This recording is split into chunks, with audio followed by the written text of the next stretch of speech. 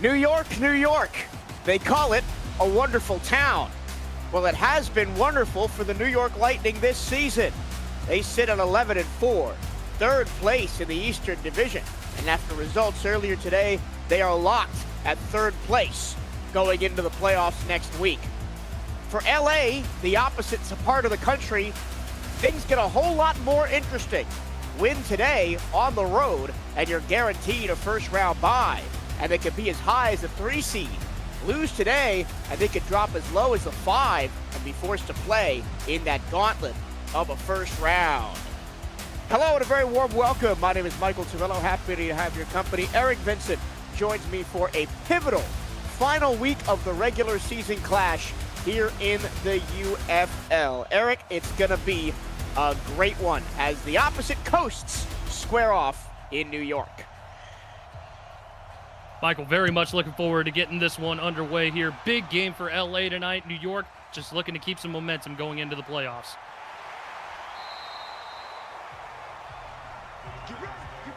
Opening kickoff taken out just shy of the 30. And New York in the all black with quarterback Joe Francis will hand the ball off to the left. And Jupiter Jennings is going to be wrapped up and dropped. This game, Eric, on paper doesn't mean a ton for New York, but they do not want to go into the playoffs on a losing streak. No, especially not on a two-game losing streak at that. Want to keep, like I said, momentum going into the playoffs. New York has had themselves a very impressive year. LA, it's been very up and down. They find themselves right in the middle of that Great West Conference at 7-8 currently. As you mentioned, they can get as high as 3, they can get as low as 5, but they're sitting right there at the 4 seed as we speak.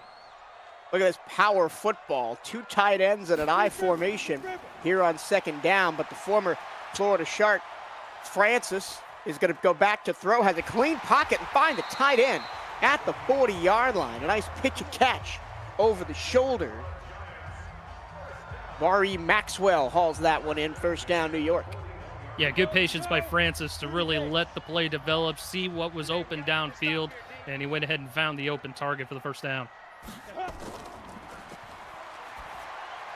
Francis, short crosser, complete to Eden Hart, the other tight end.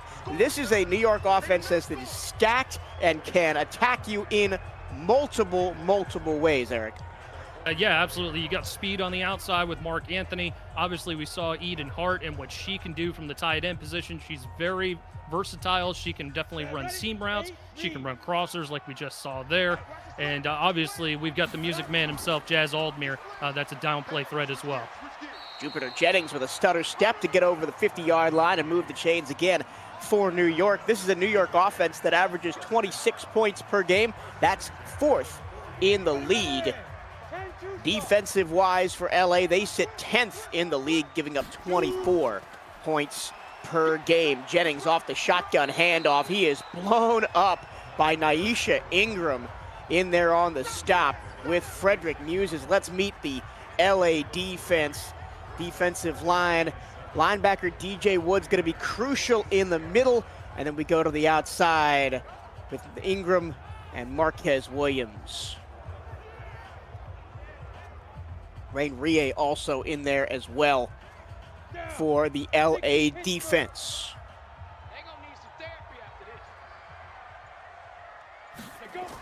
LA stack in the box, play action out of power I for Francis. Throws to the far side, and that had 6 written all over it. But Mark Rogers couldn't hang on to the football. It was one-on-one coverage. They really spread out that formation to really open it up in the middle. I'm surprised they didn't run, but again, they did have a heavy box there to work with. Now 3rd and 7. Francis 3rd and long, down the seam, and the corner route is a beauty. Declan James makes the overhead catch, 23 yards, first down on 3rd and long. And we talked about all the receiving threats that the Lightning have to work with here, and then Declan James is one of those guys that kind of gets left out of the mix, but he is a crucial part of this offense. 45 catches, over 400 yards, and 2 touchdowns. He averages 9.6 yards a catch, which is huge here in this offense.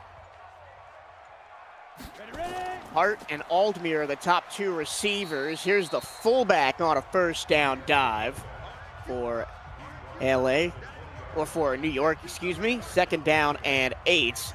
And if you're LA and you can limit the rushing attack and make New York one-dimensional, then you can sit and looks like this. Just 3 down linemen with a 3-2-6 look here. And forcing Joe Francis to take the check down. Now it's 3rd and 5.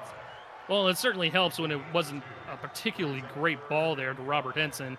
Had to really adjust for it and really make the catch that allowed the Aztec defense to swarm in. But 3rd and 5, third down has been not successful for LA on this drive. A blitz on 3rd down. New York takes advantage. A catch in traffic for Jazz Aldmere. His first reception of the game gets the Lightning down inside the 5. Yeah, I believe that's their third down conversion on this drive. So the Aztecs just have not been able to get the Lightning off the field. And we saw it right there. I mean, they back out into the zone look. They open up the middle of the field. A lot of traffic there, but a good throw by Francis to find his target and get a goal-to-go situation. New York is 48% on this season on 3rd down conversions. They go to Jennings at the 5-yard line, snowed under by a bevy of LA defenders. DJ Woods applied the finishing blow, 2nd and goal. And like you said, Mike, it does look like LA is trying to attack this rushing game here for the Lightning and really see if they can focus in on the weapons through the aerial attack. Fullback dive for Jennings as Henson was set up behind him in the eye. He gets to the 2, 3rd and goal. Billups prevents a touchdown there. One last chance for LA to hold here at the goal line. And we'll see if they go 3 for 3 on runs, although they spread this out. It might be a pass. They do hand it off to Jennings, and the misdirection gets Jupiter into the end zone for his 9th rushing touchdown of the season. New York with a statement on their opening drive. And a great offensive play call there for New York. Like I said, just spreading out that formation, really getting everyone out on an island for LA defensively, and then just pull the rug out from under them, call the run play. Easy pickings for Jupiter Jennings to get himself in the end zone for the first score. And Eric, you keyed on it right at the top of the show. The multiple threats on this New York offense is very difficult to defend, right? Because if they spread you out, they can punish a light box with a fullback or halfback run. If they bunch you up, the tight end leaks out for a catch, or the wide receiver gets a one-on-one. It's a very tricky offense to defend. Absolutely, and it comes down to probability. I mean, if you're looking at it from a statistical standpoint, you've got 2 running backs, both are 1,000-yard rushers or close to, and then you've got a whole lot of other options that are able to catch the ball. So if we focus in on the 2 guys, we can put more resources towards the bevy of other options that are going to catch the ball from Joe Francis today. It'll be Ronnie Shanahan of the LA offense to try and respond, and this game could be a bit of a high scorer. LA coming into the game scoring 22 points a game behind New York's 26. Shanahan in the shotgun will face late pressure from the corner and will throw the underneath route for just a couple of yards on first down to Al Ingram, the 3rd out of the backfield. Let's meet that LA offense. Al Ingram, Lars Bizarre, the 2 names to watch. Of course, McKay Breeze on the outside. Going to be an impact player for LA as well. And Scorch Henderson, also a guy to watch out for there on the outside. He really has some speed, and Shanahan will take advantage of that. It's a handoff to Ingram that goes nowhere. Kane Vasquez, safety blitz, gets home. Check that. That's Sean Miller, the linebacker, coming up with the tackle. And it's 3rd and long for LA. Yeah, great job by Mueller to go ahead and get in there, just really throw his shoulder into the lead the lead fullback block, I should say, and just get into the backfield, force the 3rd and long. 3rd and long. Shanahan down the seam. Tough catch is made for an LA first down. Fergus Henderson, how did he find that ball amidst the trees? And that's what I was talking about, Michael. I mean, Scorch is one of those guys, he can beat you deep, You saw it right there, just going and running a 9 route on that one. But he can also hold on to catches in traffic. What we saw right there, 3 different Lightning defenders having to bring him down. A huge third down conversion for LA to start this game. Would have been tough to go 3 and out after watching your opponents drive down the field and put 7 on the board here in the first quarter. They'll try to run the ball again. This time Ingram has a little bit better of it and picks up about 3 down the middle. Let's meet the New York defense. Michaela Foraker at defensive tackle, going to be really important alongside Connor Orlando. Sean Muller, we've already seen make a play alongside Jake Benjamin at linebacker. And then Kane Vasquez is the star man over the back.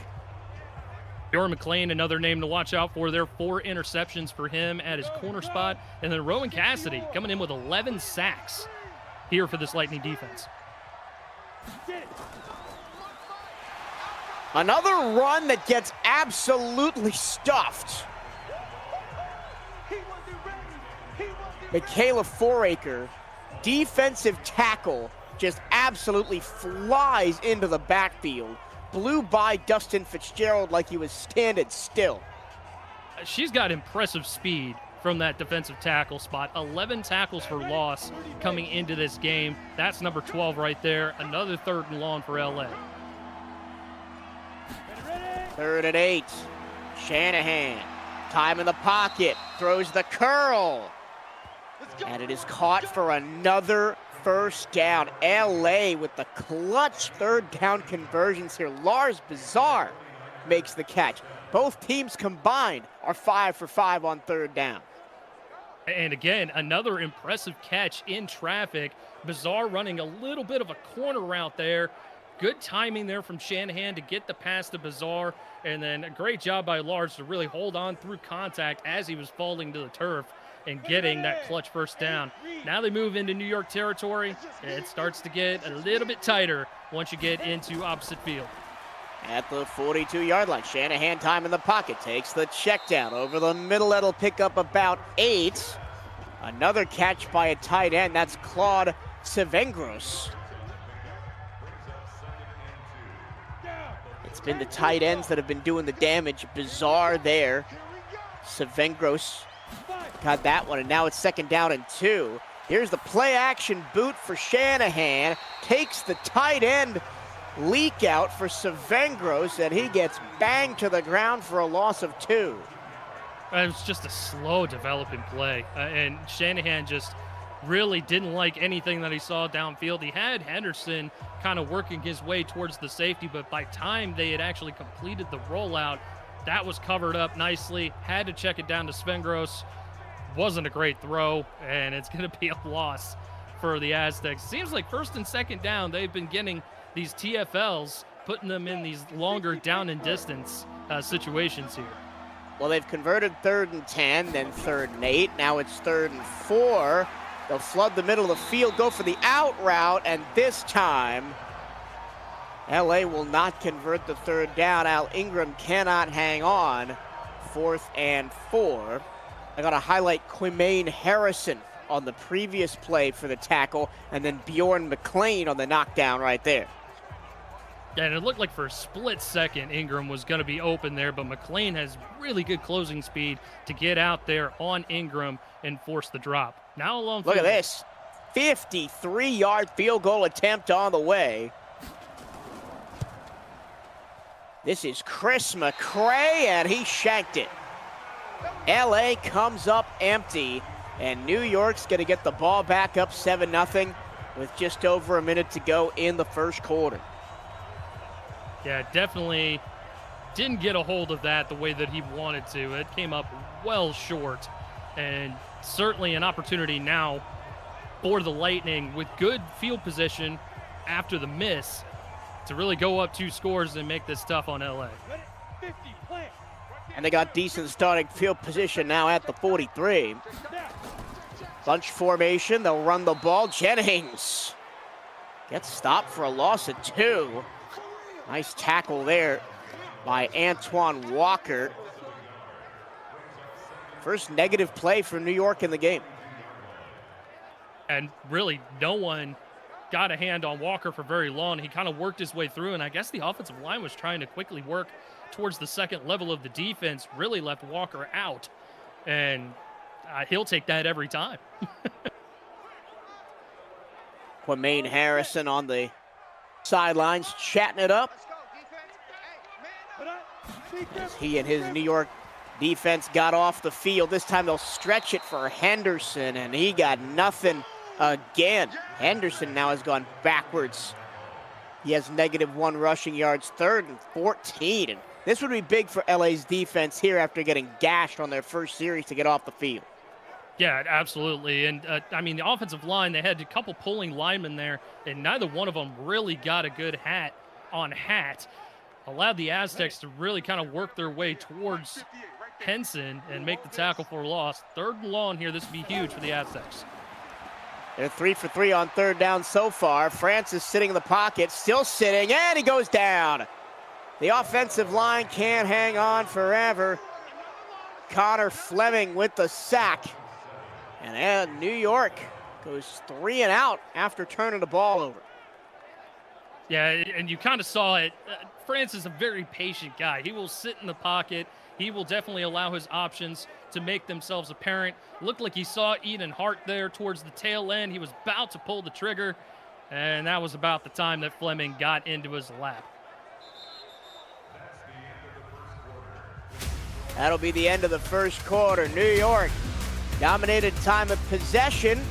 Only a 7-0 lead to show for it. A quick first quarter in the City of Lights. New York will start the second quarter by punting the ball away. Brandon Piner gets good boot on leather there. Making the first man miss is Fergus Henderson, but he's stopped up at the 23-yard line. So LA was able to move the ball in that first drive. Had to convert a couple of 3rd down and longs, but never really got the run game going. Yeah, couldn't get the run game going. And really, they didn't have an opportunity to, being put in all those 3rd and long situations there. So we'll see if maybe they tune things up a little bit, heavier set formation. Maybe they give Ingram the ball here.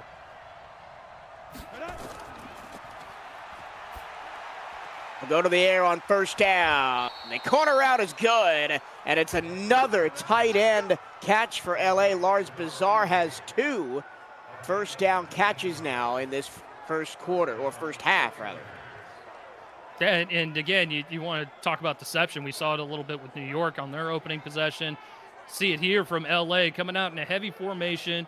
Obviously, they like to run the ball with Ingram. New York really starting to play that run. They haven't allowed a whole lot of yards here thus far, and then just sneak it over to the corner route to the tight end Bazar. Swing pass. McKay Breeze, first touch of the game for him. Doesn't get anything there. Falls forward for 1, 2nd down and 9. Yeah, it wasn't a great formation for that call, honestly. That there was already a guy out there, not enough blockers. Surprised he got a yard on that one. Play action. The check down to Al Ingram III to pick up a couple yards, but only 2. 3rd down and 7 as the LA offense continues to stagnate. Shanahan been efficient early on here, taking what the defense is giving them, but they're going to have to put the gas down a little bit here. Bunch formation to the near side left. Shanahan looks for the late trailer. Breeze is well short of the line to gain. And that whole drive is credit to New York's secondary. They allowed nothing deep, just forced underneath. Yeah, Quamaine Harrison in there for the stop, initial contact there. Looked like wrapped up fully by Antonio Dawson, but great job there. I mean, really, there was nowhere to go, and I'm sure that was really the only option that that LA had to work with on that particular play. Just credit New York's defense thus far. So both teams trade 3 and outs here at the start of the second quarter. That's a great punt by Brian McCabe. Is going to back New York up to their own 11-yard line. New York was so efficient in that first drive and then 3 and out in the second drive, but we see this all the time, and it's just football that after that initial script, sometimes the play calling breaks down when you have to adapt to a defense. On first down, Francis the handoff to Jennings. He gets clobbered after a gain of only 2. I'll tell you what, these LA linebackers mean business today. That was a big hit by Connor Fleming. Yeah, Connor Fleming coming to play. He gets only a 2nd sack of the season on the last drive and then comes in there like a cannonball. Play action. Francis under pressure, hit as he lobs this one deep down the field into triple coverage, and it's just batted away. The intended receiver was Jazz Aldmere, but all kinds of pressure on Joe Francis that time. 3rd down and 8. Would have been genuinely surprised if anyone came down with that football. Francis gonna heave it again. Down the field, and it's the exact same outcome. That time, Declan James, the intended receiver. Mike Denali was the man there to knock it away, and odd play calling sequence there for the New York offense, just trying to take the top off the defense. Well, I don't necessarily mind it because it is one-on-one coverage, and for some reason, the safety Denali was way back. He was a good 5 to 7 yards behind the play, just an underthrown ball, and it allowed Denali to come back into the play. A fair catch past the 40 for LA, so the Aztecs winning the battle of attrition field possession war right now, but they got to turn it into points, down 7-0 after a missed field goal late in the first quarter and 2 3-and-outs for their offense.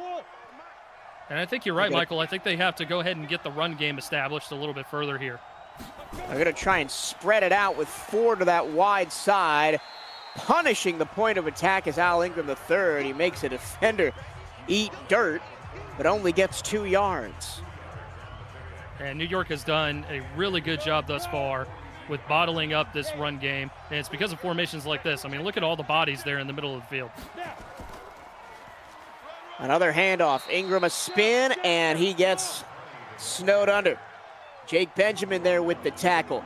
This is the New York Lightning's best strength on defense. They are number 1 in the league in terms of rushing defense, 87.9 yards per game against on the ground, and it forces another 3rd and long. 3rd and 6. They bring the heat. That means someone's open, and LA is able to capitalize with the receiver, Cameron Curse, first catch of the game for him. Correction, that's Muhammad makes the catch.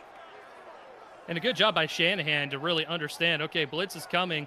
Where is my hot read? And Muhammad coming open there on the out route. Did a nice job finding him. Kane Vasquez had to close in a little bit further, and that'll convert the first down. So LA in business as they're starting to kind of work their way into New York territory. Offset eye. They continue to try and pound the football. Look, I respect the game plan for LA, but Kwame Harrison makes another nice tackle, only a gain of 1. It's clear that New York is set up to stop the run and doing it quite well. This time both linebackers up in the box. And a little bit fortunate there for Al Ingram as he got hit from behind by Harrison and falls forward for a couple yards. Now a 3rd and somewhat manageable 4. And Michael, it's still early on in this game. You can't really abandon the run game just yet. I respect LA for keeping the run game as an option here. Now on 3rd and 4, down the middle, between the hashes, it is dropped by Muhammad. And a 4th down and 4 coming up. And it looks like New York is going to force another punt. Oh, that's just a drop. Pure drop. Yeah. I was thinking that maybe Kane Vasquez made that a little bit of a tougher catch there for Muhammad, but no, he had it wrapped up. He was ready to run, just dropped it. That's one of those, if he holds onto it for a quarter second longer, you may call that a fumble instead of an incomplete pass. Absolutely. Absolutely. Now, Ryan McCabe is going to try and pin the Lightning deep. The punt goes straight up in the air. It's going to land at the goal line and bounce into the black and gold painted end zone. And New York will come out to the 20-yard line. So after New York came out and looked dominant on their opening drive, neither team has really gotten anything. LA missed a 53-yard field goal, but other than that, no team has gotten more than one first down on each of its consecutive drives. Here's the pitch. Jupiter Jennings, what a juke. Ho, ho, ho. 14 yards before he spun out of bounds. Left more broken ankles than a cracked sidewalk. I'll tell you right now, what a move there in the backfield to go ahead and spring himself free, just sliding out of the picture, exit stage left, and Jennings just does the rest. Best run of the evenings thus far for Jupiter Jennings. Mark Rogers, goodbye. Jupiter Jennings like a matador, throwing the red cape over the Bulls' eyes and scampering down the field for a big first down. New York now looking to cap off this first half with some more points. 5.5 to go in it. Big space for Jennings. He breaks a tackle and almost gets another block as he's got 2 straight 14-yard carries there. And another first down for New York. And he had Barry Maxwell out there running point for him. If he got a better block, I think he was probably off to the races, but he has so much speed and so much shiftiness that he's able to avoid contact. Like right here in the hole, Denali has him, but Jennings just has such a burst of speed, he's able to just shrug him off like he's nothing. 50, plant, 55 to right. Jennings on the season, over 1,000 yards on the ground, 1,070 coming into the year. Jennings gets a key block to keep that extra rusher free and give Francis a chance to survey the field and find a receiver. Jazz Aldmere taps the toes on the sidelines. 3 straight first downs for New York. Great play there by Jennings on the blitz pickup. 3 straight plays that Jennings has been invaluable to this offense. And what a catch there from the Music Man. He's got his tap shoes on, one-handed grab along the sidelines, gets those toes in, and a fresh set of downs for the Lightning. And this is where New York is dangerous. Look at this. Triple tight end set. They're going to pass the ball. Francis in trouble and sacked. That time maybe a bit of overthinking from the offensive coordinator for the New York Lightning. Yeah, I would say so. Cameron Kurtz getting there for the sack. And Francis, again, he's a patient guy. You know, he's going to stand in that pocket until maybe he shouldn't any longer. And you see that right there with the sack. He had plenty of time to get rid of the football, throw it out of bounds, do something.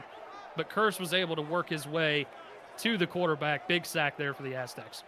Now, I am a fan of throwing out of those tight sets just to keep the defense on the toes. But, I mean, it's 1st and 10. You can take maybe a tight end drag or something. You don't have to hit the deep ball there. That brings up 2nd and 18. Now they go 5 wide. Corner blitz picked up to the far side, and more ankles are going to be broken, this time by Declan James as he picks up a ton, and it's 3rd and 5. And that's exactly what we were talking about there, Michael. I mean, on the previous play, go ahead and just take your check down. You never know what's going to happen. And sure enough, we saw it right there with Declan James. Francis unloads. Ooh. And that was a tough throw. He was looking for Ricky Banks in double coverage inside the 5. And now New York's got to have to think about either a long field goal or maybe even going for this on 4th and 5 and kind of near no man's land territory. Nice play by Goodell to break that up. Yeah, and Marquez Williams probably could have had the interception on the deflection. Oh, wow, they are going to go for the 48-yarder here. Oh, no, sorry, the 48-yard field goal, my apologies, is up and good. So New York extends the lead to 2 scores. Cyrus Foster hits that one. Updated bingo numbers 2-7, 48, and 10. As we get a points exclamation mark from Cameron Irvine in the production truck. Yes, we love to see it. Wee woo, bonus numbers coming your way here. 40 and 41 are your 2 bonus numbers thus far. My lovely little D-Gens, 40 and 41 are your bonus numbers.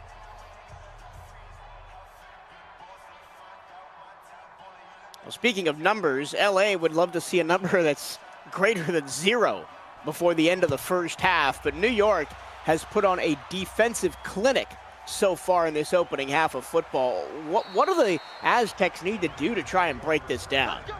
I mean, New York has done a great job, like you said, just making them one-dimensional. Because you can't use Ingram. They've really shut him down through the majority of this first half. So it really relies on Shanahan, and he's not wanting to work the ball down the field. He's just wanting to kind of check things down and take what the defense is giving him. They're going to have to take some deep shots if they want to move the ball down the field. The handoff goes for naught. That was Connor Berg, the backup running back. No Al Ingram on the field on that play. Second and 10. Heavy box for New York. And it don't end up mattering. A false start for LA. Jacob Loudenback, the left guard, moved. And now second and 15. Look at this old school kind of wing back tight formation. They'll try and run the ball off tackle, and this New York defense has way too much discipline to try something like that. Well, it was so puzzling, too, because I liked the shift to bring the tight end into basically an offset eye, but instead you run off tackle. You run away from the blocking, the lead block that you're going to get with that shift. And like you said, Michael, I mean, we haven't seen anything from New York to suggest that they're going to fall for anything like that into this ball game. So I respect them for keeping the running game involved here, the Aztecs, but you're going to have to do a little bit better. Now third and 17. New York rushes 6, and LA takes advantage. Lars Bazar down the seam. The big man makes him pay. And that's really been the only thing that has kept LA in this ball game thus far, is the fact that New York is very aggressive on third down. They like to send the blitz. I respect it, but you live by the blitz, you die by the blitz. And we've been seeing LA take advantage of these open holes in the defense because of the blitzers vacating that grass. Lars Bazar has been impressive on these third down conversions. And you see Lars Bazar, 6'4", 239, took Cain Vasquez, 6'2", 211, for a bit of a ride there at the end of that play. It was eventually Bridwell who had to come in and trip up Bazar by his ankles. A little surprised that Bridwell was actually able to get enough of Bazar to bring him down. Because, I mean, he's a big dude. You know, you don't want to mess with Lars Bazar sitting at 6'4", 239. He's built like a linebacker. Lars Bazar close to 1,000 yards on the season. Needed 44 coming into the game for an 1,000 receiving yard season. This time a quick slant to the middle, caught by Henderson. First down LA. And now the LA offense is rolling as we're into the 2-minute drill here at the end of the first half. And maybe that's just what the doctor ordered, is to go ahead and get some no huddle going. Another quick strike, another middle of the field left wide open. Javon Muhammad with the first down, making up for his drop earlier. LA in scoring territory. And a similar route there as he's just working the middle of the field. Finds a little bit more space than he did on that previous drop, but good on him to hold on to the football in that little hole in the zone and to hold on through contact as he's making the play as well. Getting it close to the 20, just outside of the red zone. This is the best field position LA have had all game. Shanahan to the far side. Bazar again, run out of bounds after an 8-yard pickup. That'll stop the clock with 1:12 to go. I think Lars was a little bit too worried about where the Tootsies were on that particular play. If he just snags the ball and cuts upfield, I think he might be in the black. Shanahan underneath. Breeze fighting through contact inside the 10. Down at the 7. I don't know, if I was New York, I might have started calling timeouts there unless they're comfortable going to the half and not wanting to get the ball back. Shanahan empty set. Dancing in the pocket. Throws to the sideline, and it is caught by Ingram. but bounced out at the 6. Only a 1-yard gain, 2nd and goal. This would be a big hold for New York. Yeah, it would, and they're spread. The Aztecs are spreading out the defense, but New York is coming out manned up across the board, which is really hindering LA. Shanahan looking middle, back of the end zone, caught. There is a flag. Did Bizarre step out of bounds first? Yes, he did.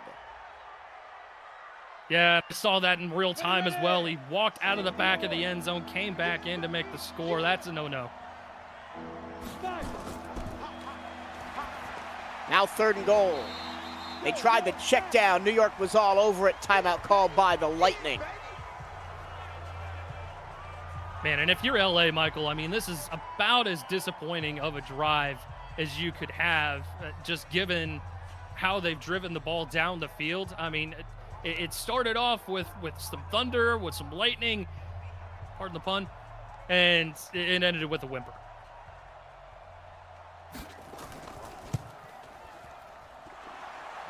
Chip shot field goal good by Chris McCray. And LA is on the board with under a minute to go in the first half. 25-3 come off the board. Wee woo. And Michael, it's been a tough first half for both of these teams, obviously. And like I said, LA, obviously you're feeling good that you finally got some points on the board. You made it a 1-possession ball game.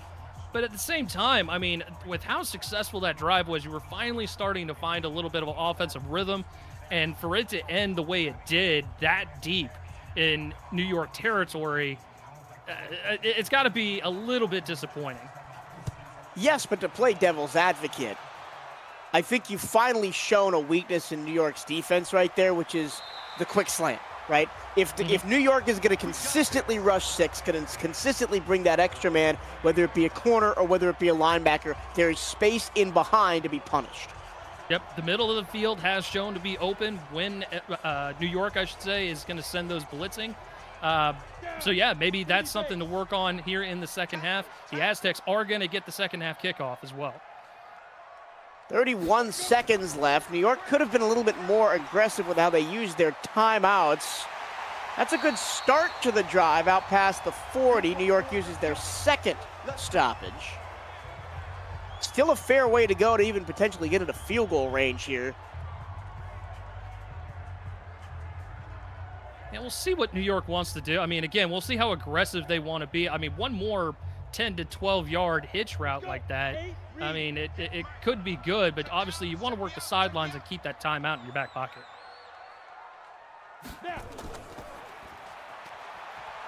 Francis steps up. Pocket still holding. Francis down the hash marks, and it's caught near the 30 by Declan James. Well, that's another way to do it. I mean, New York is going to see this clock tick down. They might have enough time to call that last timeout. I think they will. But obviously you saw Declan James from the vantage point of Francis there work his way all the way back to make a play on that football. New York is going to get that last timeout in.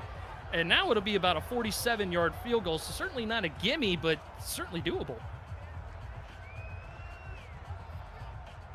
Cyrus Foster. 1 for 1 so far today, but this would be a considerable distance increase from 47 yards away.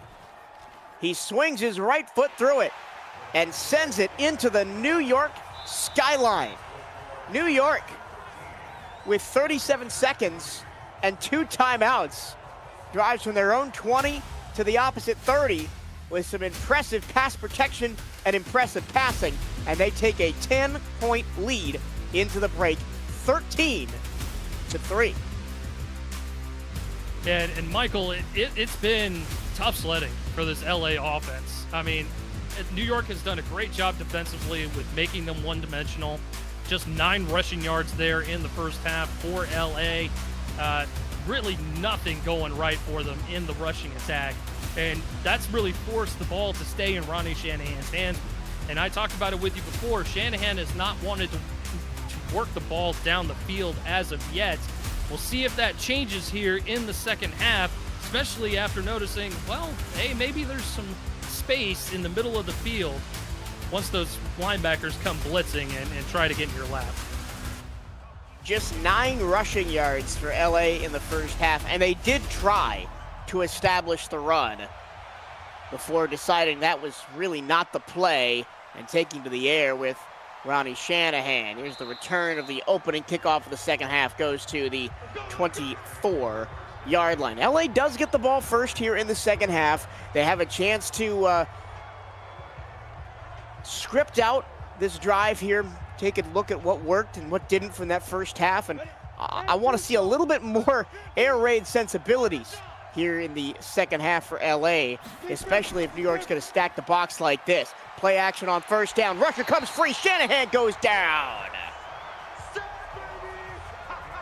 And another sack for LA. It's Cassidy getting in there for the sack this time around. And Shanahan, man, I just don't know if he had nowhere to go, because it was a good play call on first down. You know, you've been running the ball to start things off, little play action, see if you can work it down the middle of the field, but just nowhere to go for Shanahan, and Cassidy wrapping him up.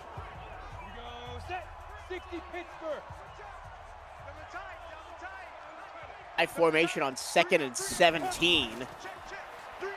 They will run the ball, and that may be one of the better runs in the game for Al Ingram, who was limited again to just 9 yards in the first half.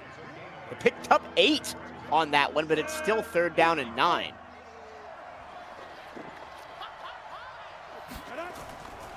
Shanahan out of the gun. Foraker comes free again, and Cassidy gets another sack, and that will kill this second LA drive, the first LA drive rather, of the second half. Yeah, and I didn't like the formation when they came out of it. Not a whole lot of route runners in that formation, and that just allowed Cassidy to really work through the double team. Real good effort sack there, just getting through the middle of that offensive line and into Shanahan's lap for the second time on the drive. And a reminder what LA is playing for tonight. New York is locked to the 3 seed in the East here in the last week of the regular season. Cannot go higher, cannot go lower.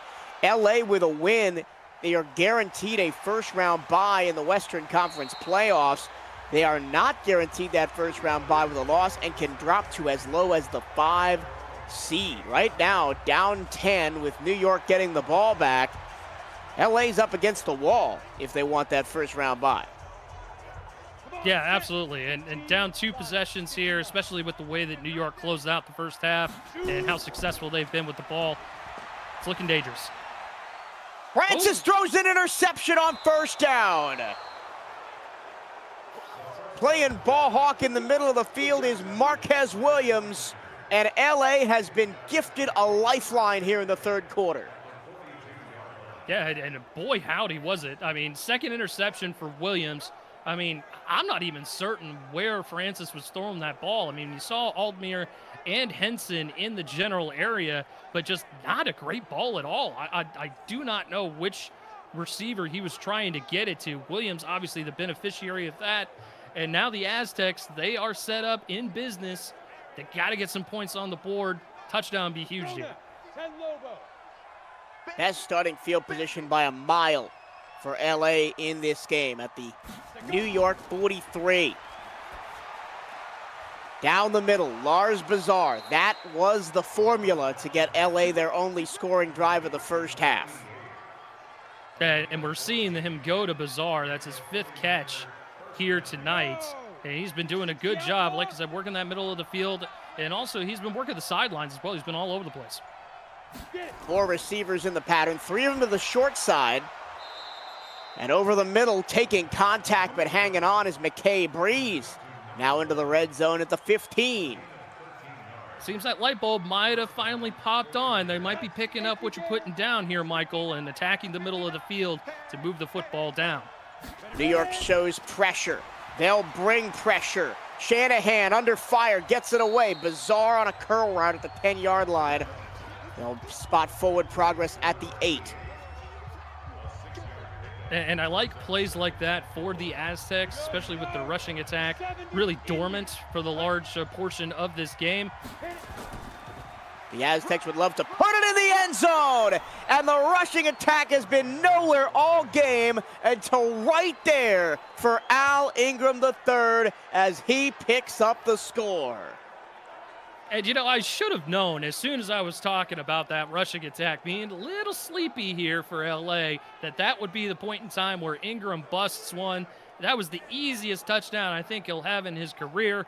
And look at LA taking advantage of the turnover, getting 6 points on the board, and now it's a one-possession game. 3-point game as the extra point is good. 4 plays, 41 yards and 144, and that is a big momentum swinger right there. New York thinks they've gotten off the field, a 3-and-out first possession of the third quarter. 1 play, Francis throws a pick. 4 plays later, their lead's been cut to 3. Yeah, absolutely. Huge momentum shift here. That's big for LA, getting themselves back in the ball game, getting themselves a little bit of life here. You know, they're only down by 3 points now. They forced a turnover on Joe Francis. And now, you know, you've got a little bit of a formula to work the ball against that defense that has shut down your rushing attack. So here comes LA. We'll see how New York responds as we've got more bingo numbers up on the screen for you. Wee woo. And New York, after that first touchdown drive where they really looked like a hot knife through butter carving up the LA defense, has not had a ton. And I'd want him to go back to the rushing game. Jupiter Jennings has looked spectacular, but he doesn't have a lot of touches tonight. They've been trying to air it out, especially with some of those deep passes for Joe Francis. He's only 9 of 14 with an interception. Yeah, and I would agree with that. Jennings has been great. Haven't really gotten Henson going either, and it looks like Henson is sidecar left to start things off. Henson will get the ball and have a lane the size of Broadway to run through. First down, 13-yard pickup. And that's exactly what you need if you're the Lightning, is to go ahead and get both of your backs involved. Henson, almost 1,000 yards coming into this ball game. Obviously, Jupiter Jennings, over 1,000 yards coming into tonight. Get your running backs involved and really stamp out this LA defense. Jennings back on the field. And they might have been listening to us here in the broadcast booth because they have come out and tried to run the ball. That time only 3 on the play. Woods gets the stop. But even 3 yards here, 4 yards there is enough to force a defense to commit to the run and open things up behind him. It'll be Jennings again. Excellent gap fill for LA from the linebacker spot. Connor Fleming makes the tackle. He's got 4 on the night. He's been everywhere. Yeah, he's got a sack to his credit as well. He's had an impressive game thus far. Now a 3rd and 5. Looks like LA's going to man up. Press coverage for LA here. It's all about that 1v1 mentality. They're going to try to set up the screen, and the Aztecs blow it up. Yeah, a great job, a great call. A great call to come out with the man defense, with the screen called. Obviously, everyone right there in the lap of Henson trying to receive that screen pass. A 3-and-out here for the Lightning. LA with the momentum on the road. Going coast to coast is never an easy road trip. The time difference, the long flight. They started slow, maybe a little bit sleepy getting off the bus, but they have shown up here in this second half, and they got a chance to tie or take the lead here with 6:28 to go in the third. It was huge getting that touchdown off of the turnover. Let's see if they can go ahead and take the lead here. Shanahan. Plenty of time in the pocket, takes the check down. Ingram sheds one and then gets thrown to the ground by Harrison. Yeah, Quamaine Harrison has been all over the map tonight as well. I mean, that's his 8th tackle tonight. Really working the middle of the field and bringing those offensive players down for the Aztecs. Both teams under 200 total yards of offense. Really a defensive struggle in this one on Sunday night. Play action. Lars Bazar. Guess who? Correction, that's not Bazar. That's Claude Savengros. We talked about him in the negative in the first half. He comes up with a big positive there. And just works his way free of the linebackers coming towards that near sideline. Good catch there.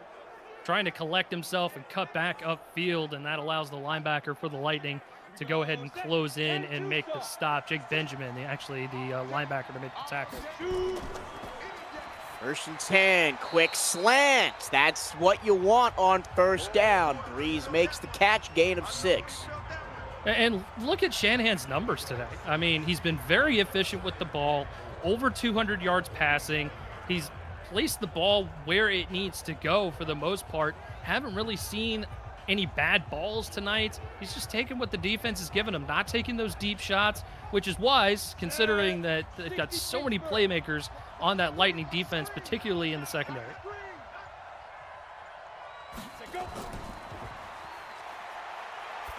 Shanahan finds his man over the middle. Another catch for Muhammad, his 3rd of the night. A little dink and dunk action, Michael.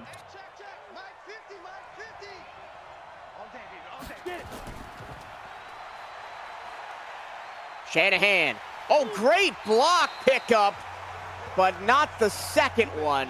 Foraker couldn't get there. Eventually, Rowan Cassidy did, and maybe they'll pick up a half sack each. Yeah, this had just disaster written all over it. Ingram did a good job with chopping Foraker as she was coming in, but Rowan Cassidy, she was also closing in with breakneck speed. Already a couple sacks. Foraker, actually great recovery there to get the sack herself. This is not the most prolific defensive front for New York. Just 37 sacks on the season. Look at this. The pitch to Ingram on the outside. And a tackle made by Harrison is an important one. Sets up 3rd and 14. Yeah, and I don't mind that play call there. Just go ahead and pull a little bit of razzle-dazzle out of the playbook, see what it can get you. 3rd and 14, still a 3rd and long situation though. Out route, and not enough. Muhammad tried to escape up the sideline and was met by Cashin Cross. And New York's going to get a stop here. The battle of the defense continues here on Sunday night. I'm curious if maybe they had in their mind that they wanted to go for it on 4th down with that play call. I suspect not, but I mean, that tells me that they wanted to play on 4th down, but clearly they're going to punt it. This would have been a 53 or 54-yard field goal. They'll take the opportunity to punt after already missing a 53-yarder today. That one's just going to sail through the end zone. This game is still all there for the taking, Eric, even though the 3rd quarter has mostly swung in LA's favor. It's New York still with the lead. Oh, absolutely. And you know, both of these teams can definitely come out of here with the win. LA certainly in this ball game. They played well here in the second half. Got to get the Lightning off the field, though. Francis under pressure. Over the middle, caught. Good play on 1st down, gain of 7. I think that's the first target, definitely the first catch for Mac Anthony tonight, but that really goes to show how the Aztecs have really been buttoning down on some of these playmaking threats at receiver. Jennings tries to shake one tackle, can't shake the second, but it looks like DJ Woods dragged him down by the face mask, and 15 free yards for the Lightning. You see DJ Woods there, can't believe it. That's one of those just accidental ones where you're trying to reach for the collar or the shoulder pad, and you accidentally grab the face mask. And that's an absolute killer right there, because I was going to set up 3rd down. Now New York getting 15 free yards and a fresh set of downs. Heavy set, play action. Francis looking deep, and it is knocked away. Listen, I don't hate the play call on 1st down. You've got Mark Anthony all the way out there. He's got the speed to beat the safeties. The throw is just a little underthrown.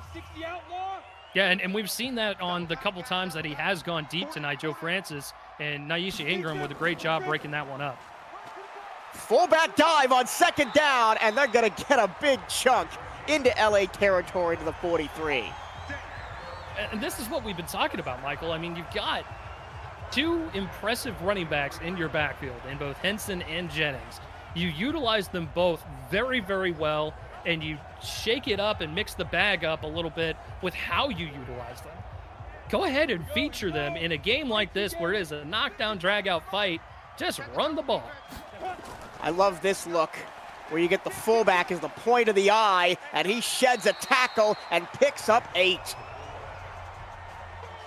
And really, Robert Henson is one of those guys where he is a second-half player. You may see him a little bit quiet there in the first half, but once the second half comes around, he really comes to life. We're seeing that here tonight.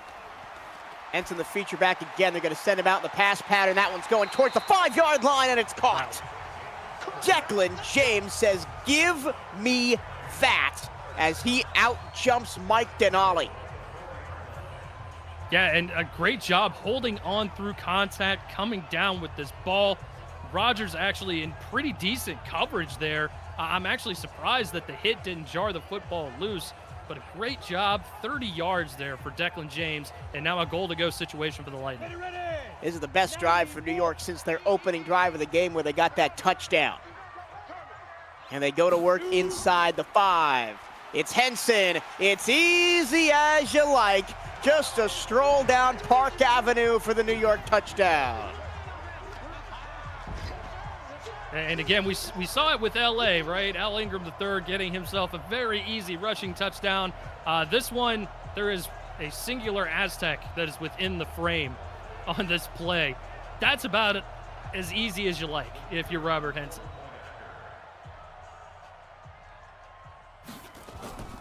Touchdown number 8 on the year for Robert Henson Jr. And it is 20-10. The Lightning go back up by double digits as we are headed towards the fourth quarter here in New York. 12 minutes left. LA not out of it, but that was a big bunch for New York right there at the end of the third. Got more numbers up here on the screen. I want to see some numbers in the chat, folks. We got one more quarter to go. Give me some numbers in chat. We got a bonus number for you as well, 39. 39 is your bonus number. Reminder, all vertical winners win tonight's in bingo. Wee woo. I'm glad you have made it your mission to keep up with the bingo because it gives me one less thing to think about. Oh, no. Please, I got to bring the energy, man, okay? I'm the bingo guy. I got to bring the energy. Everyone loves the bingo. All my lovely little addicts out there just marking off the X's, trying to get some extra points for their team. I respect it, and I respect Cameron Irvine for bringing this into our lovely league. For as much as the SFL Nation loves bingo, I mean, there was a moment during the quad box earlier today where the viewers showed off their lack of math skills when Cam was talking about end-of-season bonuses. Like, it's not that hard, guys. If you get the 8 seed, or whatever seed you get bonus points times 1,000 for your seed. Lars Bizarre says, "Shut up, I'm catching another football pass." First down, LA. That was pretty funny. And Rochelle was fantastic. Okay, Cam, you explained it to us like we were 5. Maybe you need to explain it to us like we're 2. Shanahan, 25 of 27 passing tonight, and LA is still down 10.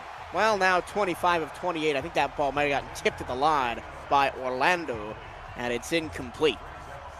Yeah, just a masterclass at quarterback for Shanahan, and they're down 10, which is absolutely wild. And it's mainly because they just haven't gotten the rushing game going. Shanahan takes the late underneath route to Ingram. That'll set up a 3rd and short now, 3rd and 3. And LA has completely abandoned the run game outside of that one touchdown run for Al Ingram III. Well, now it's the fourth quarter. It's the witching hour, so you got to go ahead and get with the passing attack when you're down 2 possessions. Oh, that's a great little route. First down on a comebacker, and the corner with the tackle. So a big pickup for LA there. Great ball by Shanahan and great move by Scorch.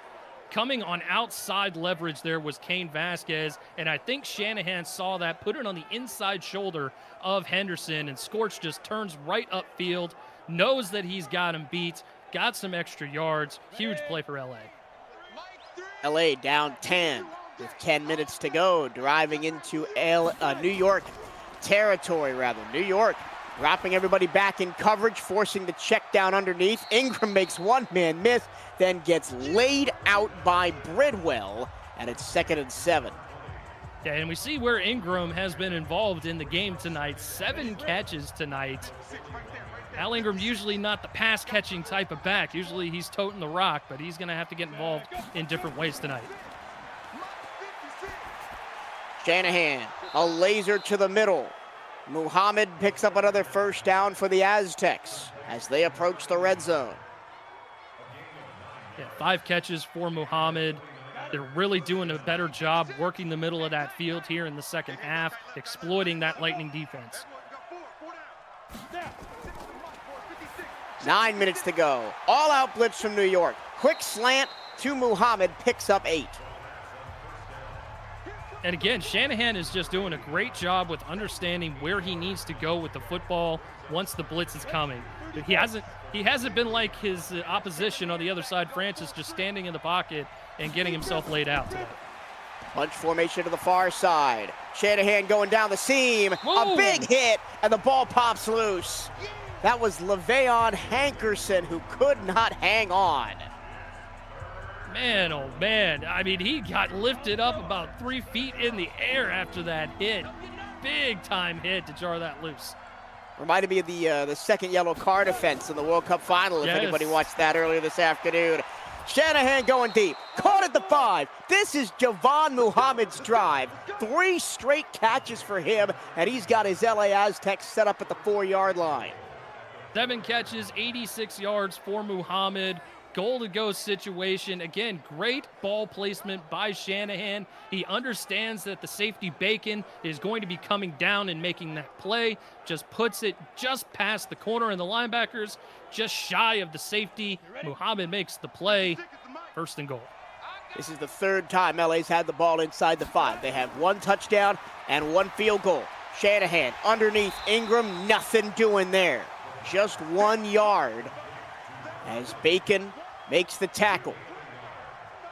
And this is where New York makes it tough on offenses because their secondary, they're basically all extra linebackers. They can play the run and they can play the short pass very easily.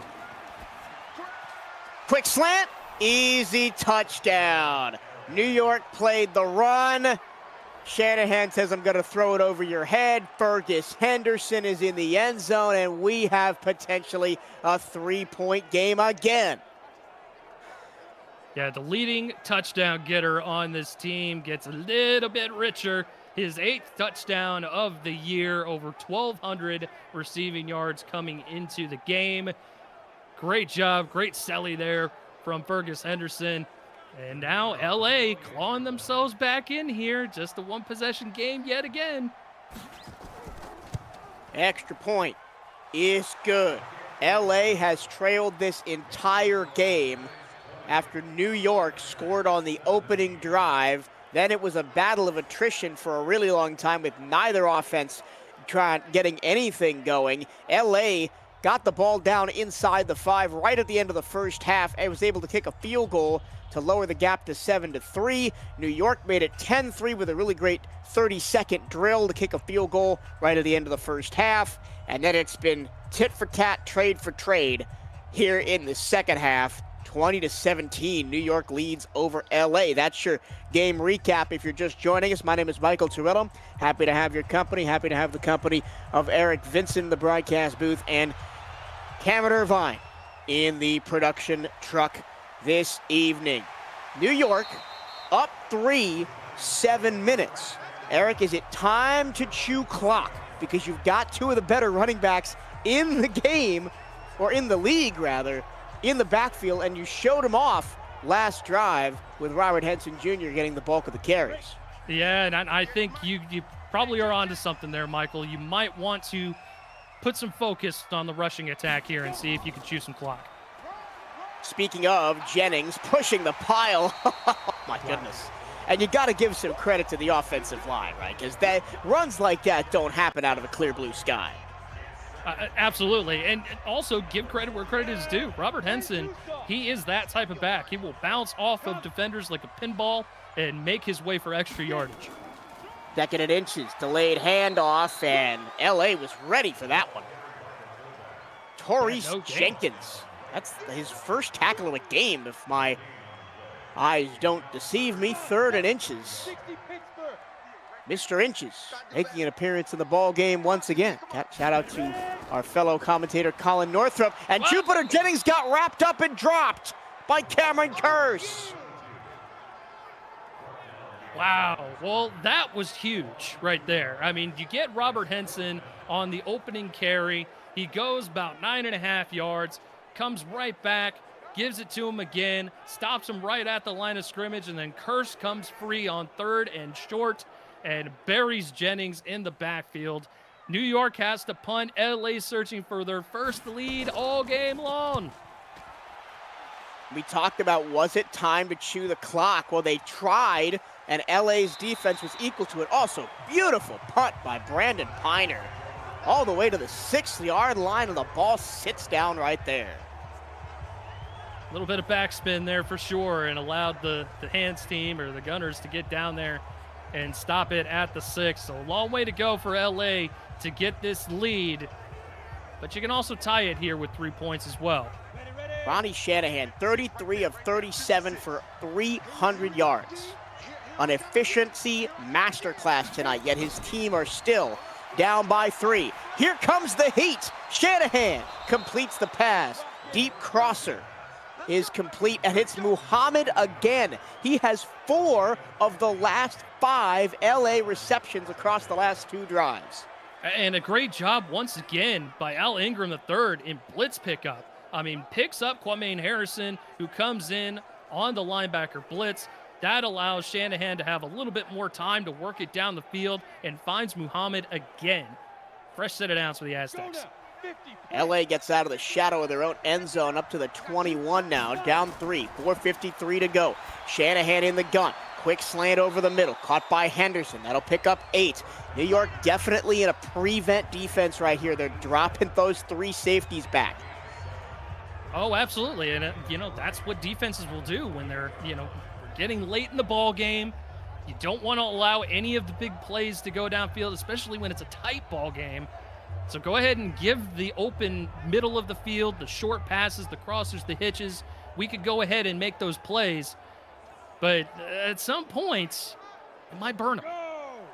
15 line, 15 line. 3 receivers in the pattern. New York in a 4-3 defense. They'll rush only 4. Shanahan to Bazaar, who turns upfield. First down at the 40, approaching midfield. Ronnie Shanahan is approaching rarefied air. Only one time this season has a quarterback finished a game completing 90% or more of their passes. That was Karen Koizumi against New Orleans back 2 months ago. Shanahan surveys and completes it. That's Muhammad again. 6-yard pickup, clock stops, 3:39 to go. 41 attempts and only 4 incompletions. Just an absolute fantastic game coming from Ronnie Shanahan. And yet his team is still down 3. Shanahan wheeling and dealing. That's close to a first down for Bazaar. He did not pick it up. So 3rd and inches. The running game has been tragic today for LA. Do they go to Al Ingram III here on 3rd and short? They don't. Shanahan's going to trust his arm, and why not when the receiver is that wide open? Yeah, and again, great job with understanding. Like, okay, now they're going to man up. They're anticipating the run. We're just going to call a quick pass, quick slants on the inside there, and just work. Actually, it looked like it was an out and in for Hankerson, and really worked his way free against his man. Bacon had to actually come up and make the play from her safety spot. Great play call there for the Aztecs on 3rd and short. Into New York territory. The Lightning defense can't get off the field. This time they'll only rush 3. Shanahan has to check it down to the far sideline. Claude Savengro stumbles out of bounds after only a 1-yard game. 2:25 to go. Both teams still have all 3 timeouts. We'll also have the 2-minute warning. 70, Indy. LA, a first-round bye on the line. They set up the screen to Ingram, and it gets blown up by Foraker. Huge play by Michaela Foraker getting in there and disrupting that screen. It definitely looked like it had potential to get set up, but Foraker has just got a ton of speed, just beats the offensive lineman there trying to land the block, and there was nowhere for Ingram to go. Foraker, one of the top defensive linemen in the league. 2 minutes to go. Can New York hang on? Will LA get a first-round bye? 2 minutes to decide it all here on Sunday night. Shanahan takes the check down to Ingram on 3rd and 12. And I think New York's defense made the critical switch, Eric. They switched to a 3-2-5. Or 3-2-6, rather, on defense.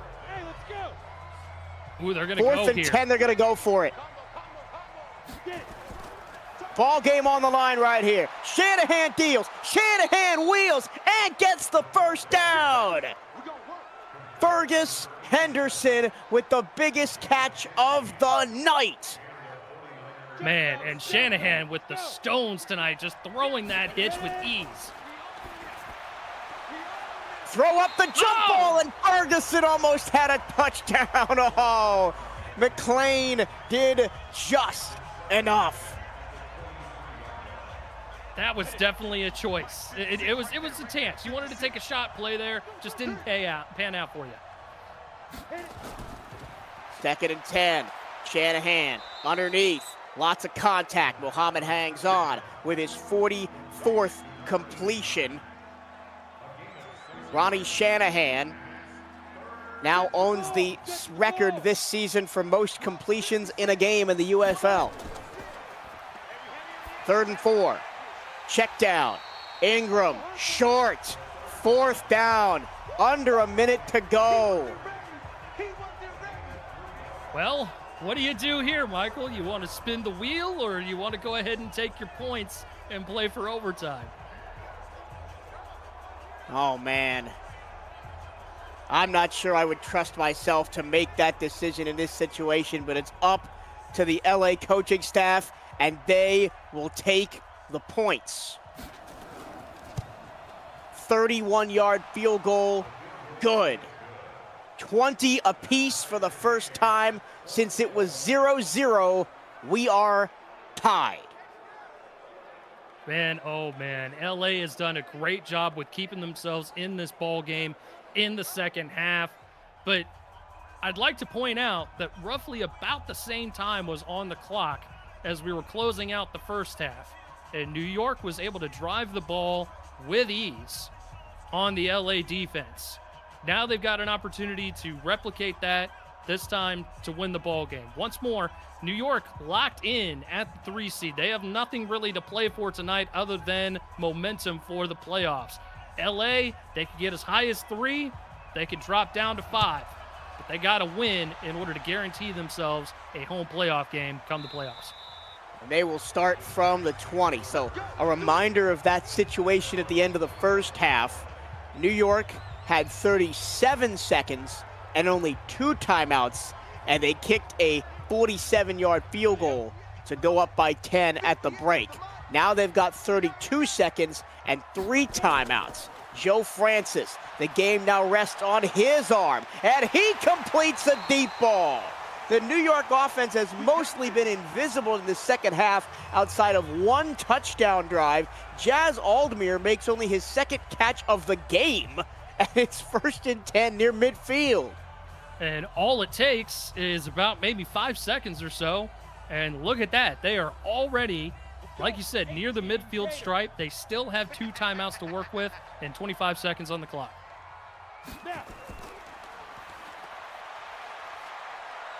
Francis scrambles, has green grass, lowers his shoulder, and gets a first down. Oh, no, he didn't. They'll mark him just short now, and New York burns their second timeout. 17 seconds to go. That's the first time we've seen Francis scramble all night. Well, and he's not the scrambling type for sure, but he could definitely pull it off when the situation calls for it. Now at the 44 of LA, probably need to get about 15 more yards. 17 seconds, one timeout. LA brings the pressure and forces Francis to throw an incompletion. All eyes will be on Cyrus Foster. He has hit from 47 so far tonight.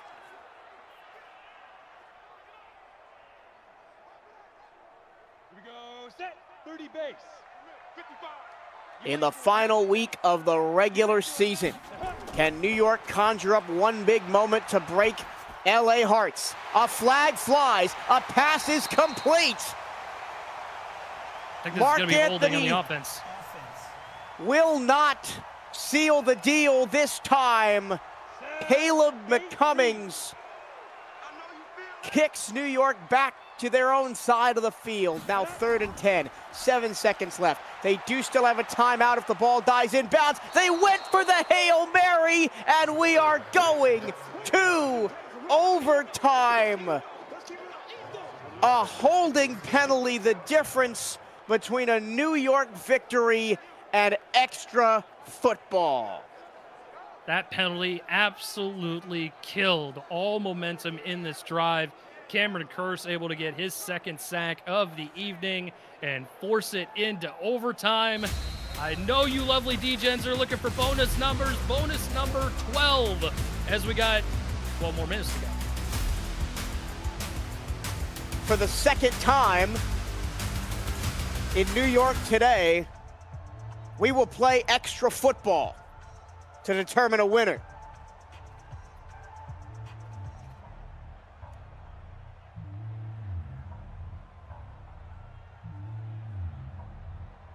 Mind yourself of the overtime rules here in the UFL. A touchdown wins the game on the first possession. If the offense does not score a touchdown, the other team gets a chance to respond. And New York will start with the football. They have had two great drives today. Their two touchdown drives were polar opposites. The one at the beginning of the game, they leaned heavily on the passing attack from Joe Francis. Then in this third quarter, it was a rushing nonsense from Henderson to get into the end zone. But outside of that, they really haven't had much on offense. Francis, incomplete. He has not had a great day. 12 of 21, 184 and a pick. Yeah, it hasn't been a great day at the office for Francis, and we've been basically begging the Lightning to put more of an emphasis on their run game because it has been successful against this Aztecs defense. They've been just wanting to air it out a little bit more. Oh, I think a bit of a wrong decision by Henderson there. He had a gap in the middle and tried to bounce it outside. Fleming was waiting for him. Now 3rd down and 11. And Fleming's had himself a great game, has a sack tonight. He's got all sorts of tackles. I mean, just very patient there from the linebacker spot to just understand where Henson was going to be going with the football. Now a 3rd and long situation. LA can force a 3-and-out, which would be huge here in overtime. Francis sends it long. Flag flies. Pass caught. Mark Anthony's in the end zone. But it's a holding call again. Oh, my goodness. New York with 2 holding penalties that negated game-winning catches from Mark Anthony. One at the end of regulation, one now in overtime. 3rd and 21. Francis is sacked, and LA will have fantastic field position and only needs a field goal to lock up a first-round bye in the UFL playoffs here in 2026. And then on top of that, Michael, then a sack the following play on both of those holding calls. you cannot make this up. I mean, just absolutely insane as Jenkins is able to work his way to the quarterback for a huge sack, holding penalties late in the game, killing the Lightning opportunities. At the end of the fourth quarter, it was a holding penalty that pushed New York out of field goal range, preventing them from kicking a game-winning field goal. Now in overtime, what would have been an 80-plus yard walk-off touchdown to Mark Anthony is negated by a holding penalty, and LA is in plus territory, needing maybe only 10 yards to get into field goal range for Chris McCray to send them home happy.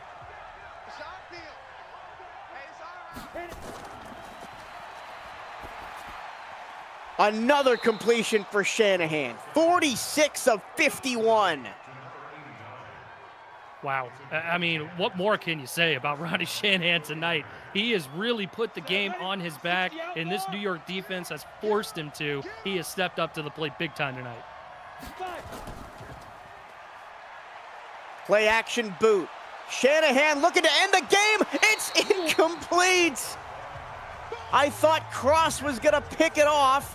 Then I thought Breeze was going to catch it on the deflection, and it ends up being a nothing burger. This game is unbelievable. A little bit of everything here tonight. Goodness gracious. And now for a team that's averaged less than 2 yards a carry, they go I formation. Shanahan escapes the pocket, looks to stretch the play to the 20, takes a hit at the 19 by McLean, but definite field goal range now for McCray. Hasn't taken off and run with the ball all night long, and this 16-yard run puts them firmly into field goal range, firmly with an opportunity to win this game and to possibly give the Aztec faithful a home playoff game. Ready, ready. 18 Gators. I'm coming. Tighten up. They'll keep the offense on the field. And for the first time since early in the third quarter, will run the ball. That is the smart move to the 12.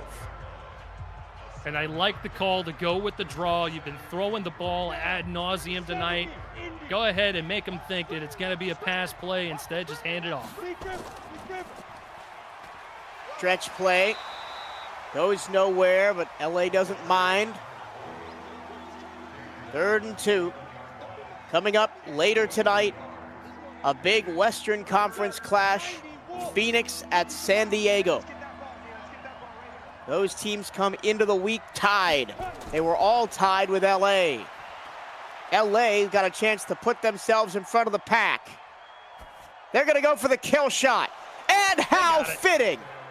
How fitting that this game ends on a Ronnie Shanahan touchdown pass to Fergus Henderson. His 47th completion of the game. That is a UFL season record. And LA locks themselves up a first-round bye in the playoffs starting next week with a furious comeback win in New York. They have never led until right now, and that's all that matters. 26-20 is your final score. Absolutely insane game here from the Aztecs. Just kept themselves within arm's reach the entirety of the ball game. As you mentioned, Michael, they did not have a lead up until right now when they won the game in overtime.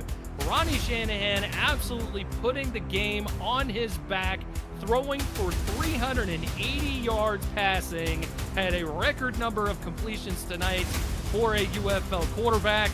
And man, the Aztecs are flying high after locking up a home playoff game for the Aztec faithful, especially on the road in a hostile environment against this New York Lightning. Hats off to LA. New York, 2-game losing streak going into the playoffs. That doesn't feel good, but they will have the 3 seed, which means they're set up pretty good here for the playoffs. And they've also got a hell of a squad. I do have to amend what I said about the upcoming schedule. Tonight, It's another Eastern Conference showdown. St. Louis can lock up the #1 seed in the East. They play Wichita. It's the Western Conference tiebreaker tomorrow between San Diego and Phoenix. What a game. It finishes in New York. The LA Aztecs 26, the New York Lightning 20 in overtime. For Cameron Irvine and Eric Vincent, my name is Michael Torillo. Stay tuned. The second game of our doubleheader is coming up next.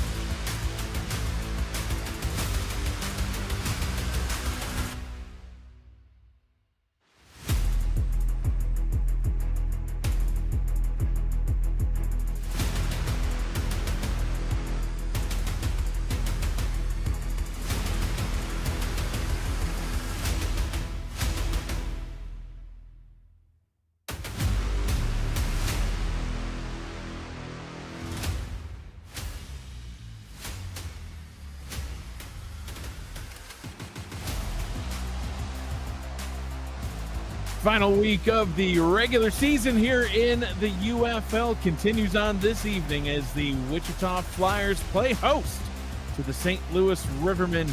Good evening, everybody. I'm Mike Daggs, and with me in the booth is Joey Ramos-Lynn, along with UFL co-founder and producer Cameron Irvine. You are watching the UFL on the Virtual Football Network. Joey, it's 95 degrees here in Wichita, Kansas. How you doing this evening? I'm doing great. I'm happy not to be at 95 degrees, and I'm here up in the booth with the AC on, but doing great. You know, I think it's going to be an amazing matchup, high scoring. We'll see how the game develops, but a very interesting one here on Sunday night.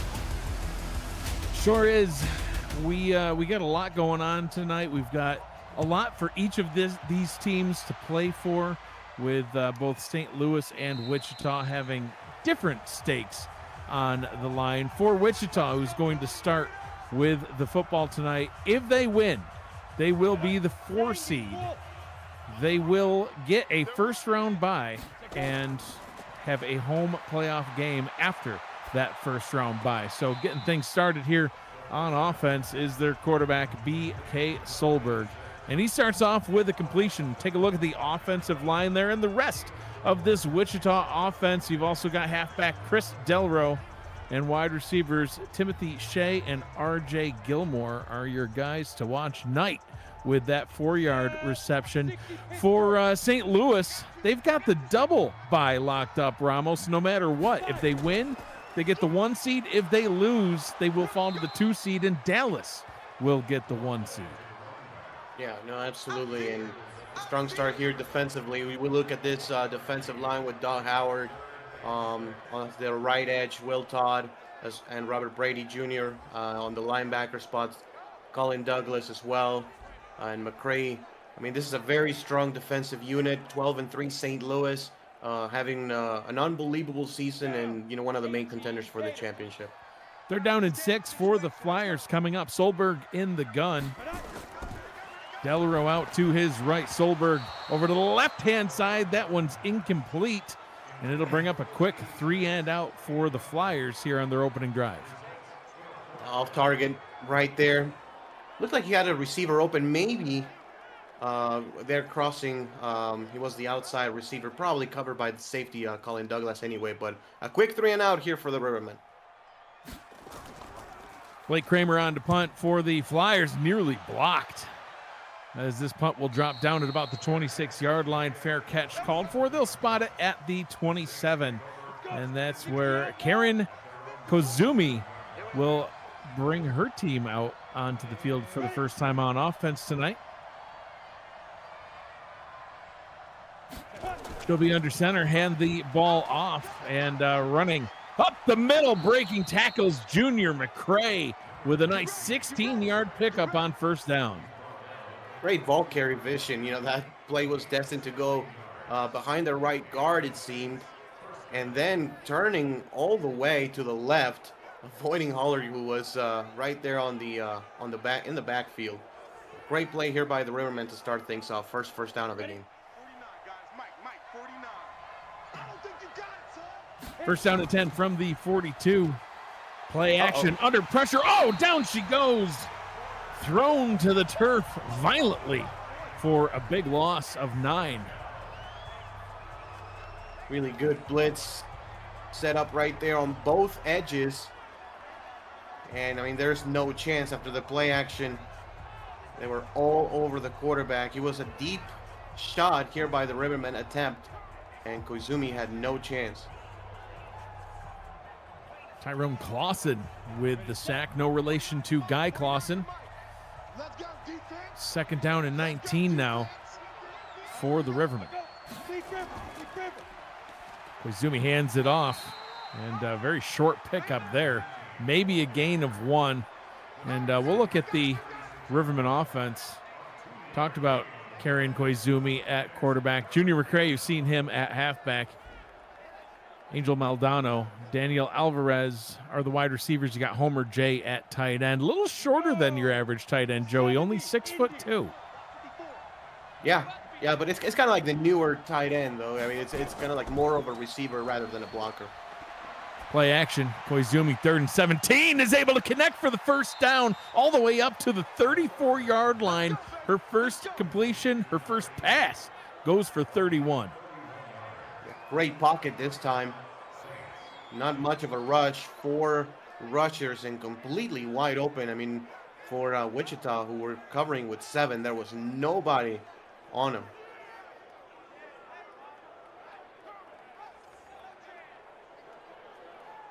Ready, 30 base. First down and 10 now in Wichita territory. Ready. Ball handed off, immediately wrapped up, ripped down. Middle linebacker Harper Dew for the Flyers with the tackle. Played right there on the defense. They were shooting those A gaps, and a good wrap-up tackle right there, right in the middle. I mean, good block shedding.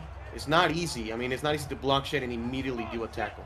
10-2 soft. Only 3 losses all season for St. Louis. They've had themselves quite an impressive season so far. Obviously in contention here for the number 1 seed if they're able to get the win tonight. They haven't lost a game since May, and here we are in mid-July. Let's look at this Wichita defense. You got Zachary Odom and KC Reed on the defensive line. You just saw Harper Dew make a tackle on the second to previous play.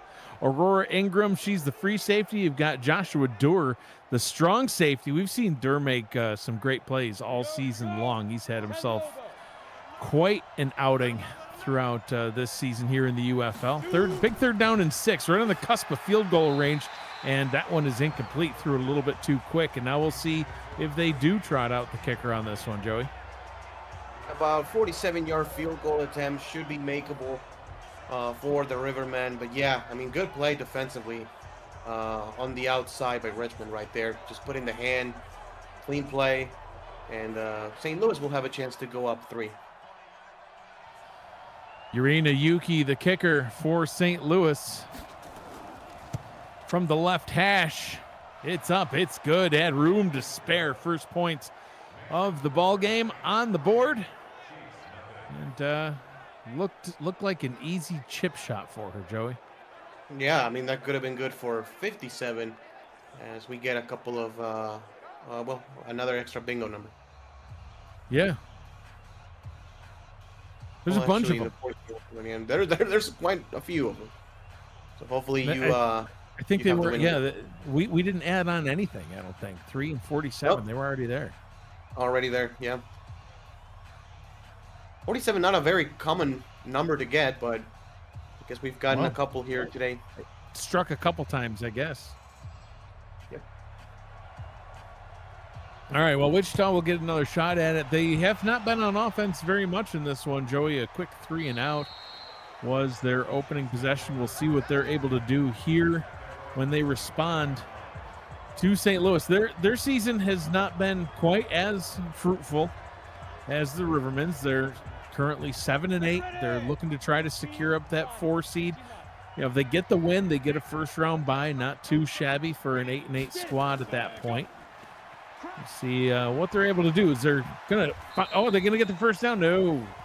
Stumbles his way forward and ends up falling down. A nice run for Chris Pollard, picking up 7. Touchdown saving tackle potentially there on the outside. Yeah. You know, they won last week. They were at Minnesota. They beat the Chippers 29-14.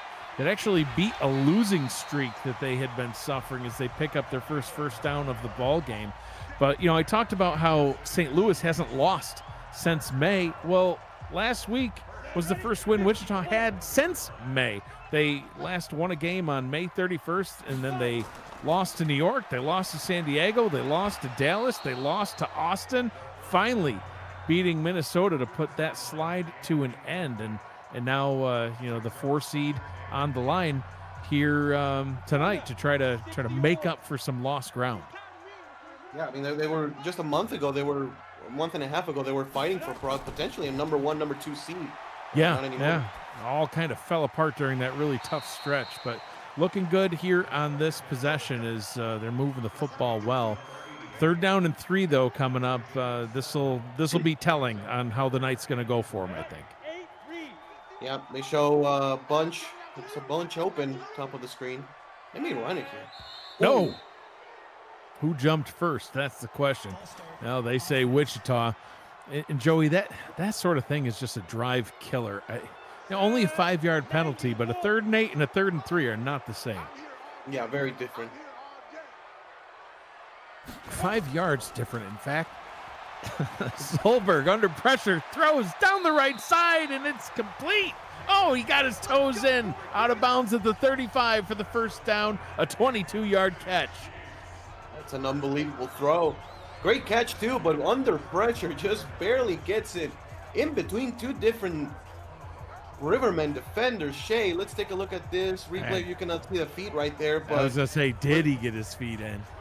Yeah, we're gonna trust the ref on that one. Had a much better view than we did. Yeah, we're way up here. Yeah. I got the binoculars. Oh, it looked like he was gonna play action, then decided to throw it quick. Colin Douglas almost picked that one off. 2nd down and 10. Yeah, another potential 7-point play that cannot be converted this time for St. Louis. That was a pick 6 all the way. Handing this one off, running with the ball like it's a loaf of bread. Chris Delro picks up the first down. All the way up to the 22-yard line.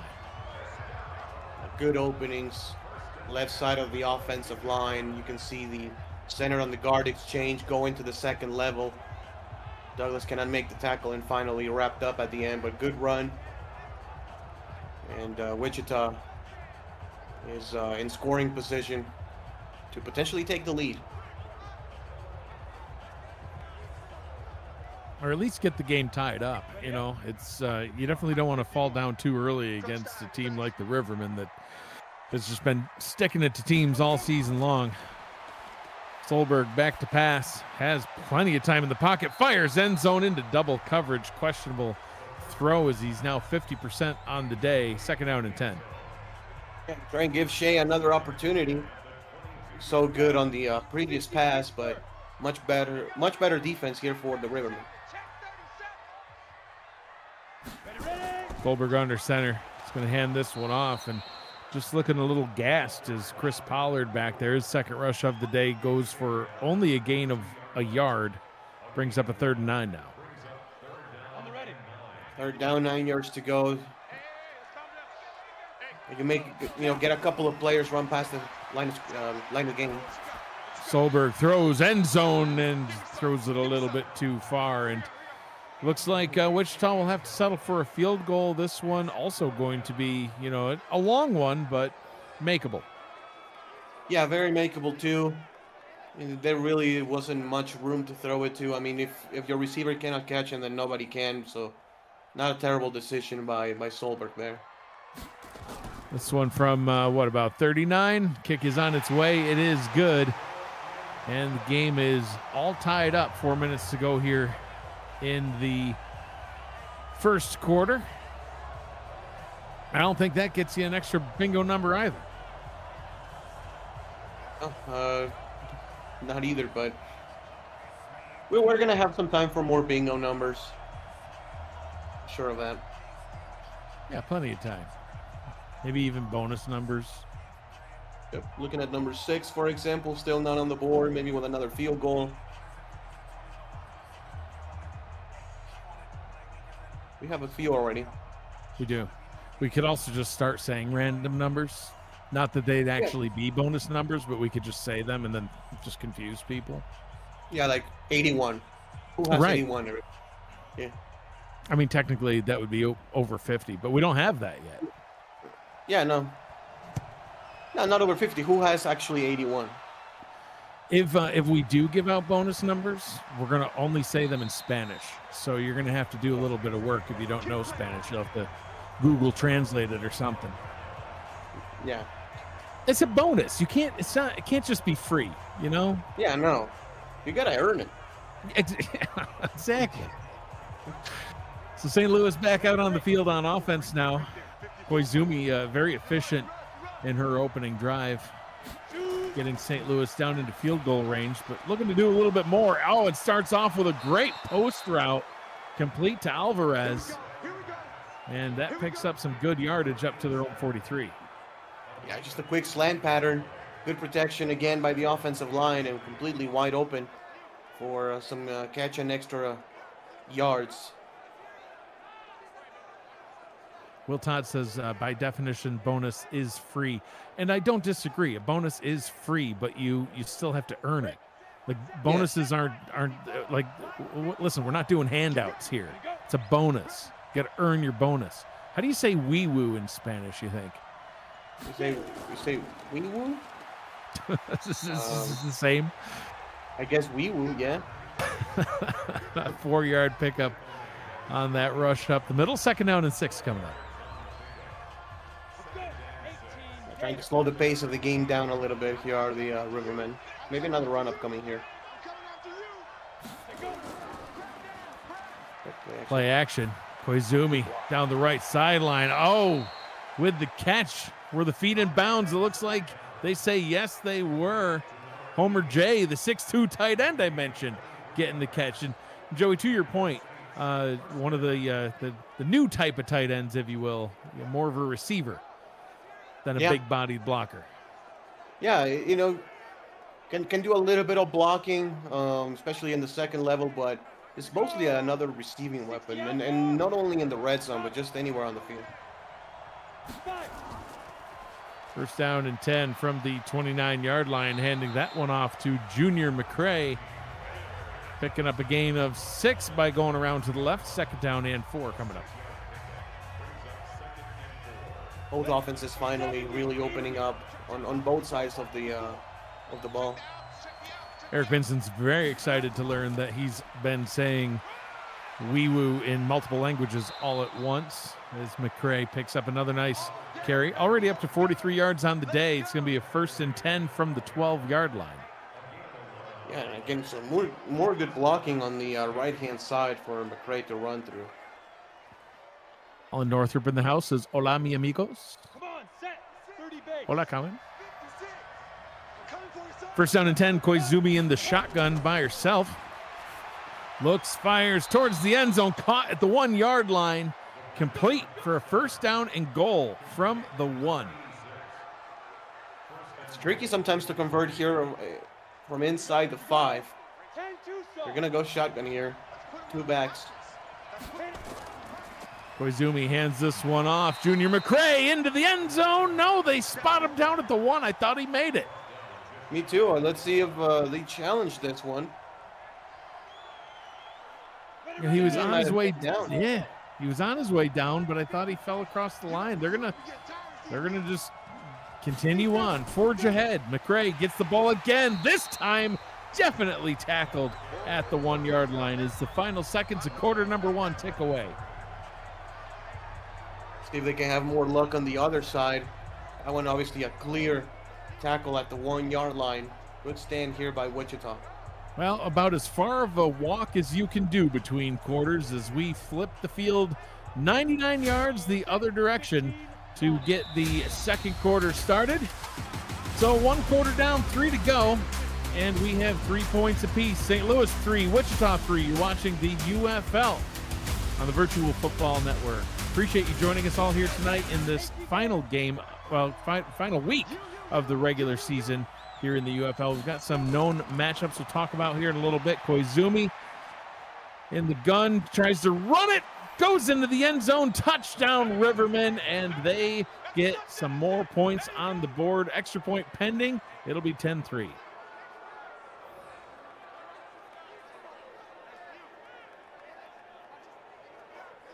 Ultimately, just a 1-yard scamper to get into the end zone. I can't remember if 1 was on the bingo card there, Joey, but if not, we'll be able to take a 1 away. Yeah, they're going to call this a touchdown. I mean, you could have probably argued that the slide was done a little bit early, but they're going to give it to them. They didn't challenge us. There we go, our first new bingo number of the night, Uno. Everybody knows that one means 1. So yeah. I mean, they really should. Yeah, they should. Can you imagine if the card game Uno was just called one, and instead of shouting Uno at the end, you just shout one? No, that's no aura. Yeah, it just feels so weird. Yeah. Like one what? But that's really all you're doing when you shout Uno. Yeah. So, I don't know. Well, anyway, so the playoffs start on Thursday. You know about a few matchups already. Number 7, New Orleans, is going to be at number 6, Miami. We've got number 7, Vegas, at number 6, Salt Lake. And that's a pair of Week 16 rematches. We've also got number 8, Rochester, who will either be at Wichita or at Chicago. And part of that's going to depend on what happens here tonight. We've also got number 8, Minnesota. They will be at the loser of San Diego and Phoenix on Monday. LA clinched the 4 seed with their win over New York earlier tonight. Did you catch that game, Joey, the one right before this one here? No, I wasn't able to catch it. I caught the end of the Los Angeles video. You missed some absolute cinema then. I would recommend going back and watching it. It was incredible. So Wichita now down by a touchdown, trying to get something going here. Nice pickup there. It was a terrifyingly scary pass, but it worked. Knight gets the catch, gains 5. Second down and 5 now.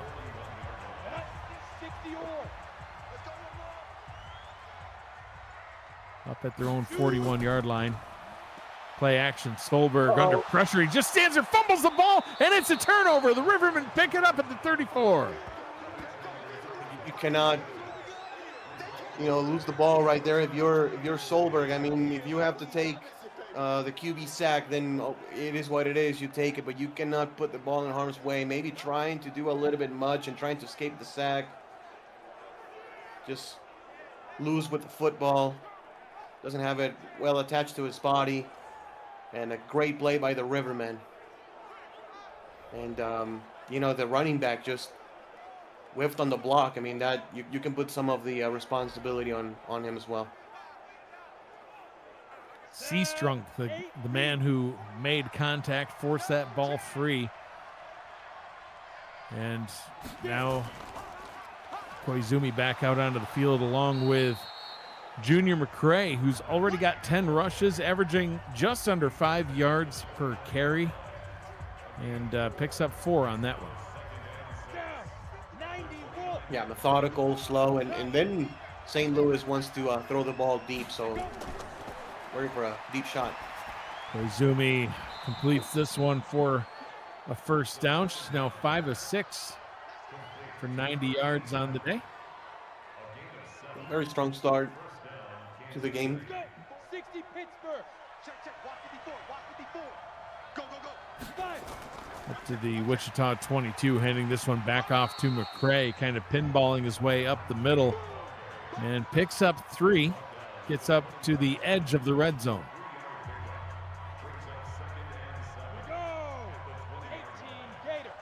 Second down and 7. Hat on a hat. Play action. Koizumi into the end zone, and it is incomplete. Third down and 7 coming up. That one was close. Almost caught it. Yeah, very, very close. But well played by the defense there. Big third down, hoping to not have to settle for yet another field goal. Koizumi throws end zone, and it is caught, but the pass is broken up right out of the hands of Jay, and it'll be a 4th down. A good fight again, not giving up on the play. Jay had both hands on it and jarred loose by the safety on the outside. Good half a stop here for Wichita, limiting the damage to just 3 points. Ingram with the PD. Field goal is on its way. It's good, and St. Louis will extend their lead 13-3. A 37-yard field goal gives us another bingo number. 37 off the board. And I don't know. 13 is on there. I was looking. I'm like, I'm trying to give the people some extra bingo numbers, Joey, but the other game already claimed a bunch of them. Yep, absolutely. I mean, we have more than a third of possible numbers already, so hopefully we have some winners. Verticals get you a bingo tonight. As that kick goes into the end zone for the touchback. So Wichita kind of struggling here in this one a little bit. 3 points on the board, but their first possession of 3 and out. Second possession, they were able to get a field goal. I think it was their third possession after that, Joey, that they fumbled the ball away, and here we are now in the second quarter trying to get something going. Yeah, no, absolutely. Have to protect the ball. Solberg throws. That one is complete for a first down. Eric Vincent wee-wooing in the chat. Nice completion up to the 36.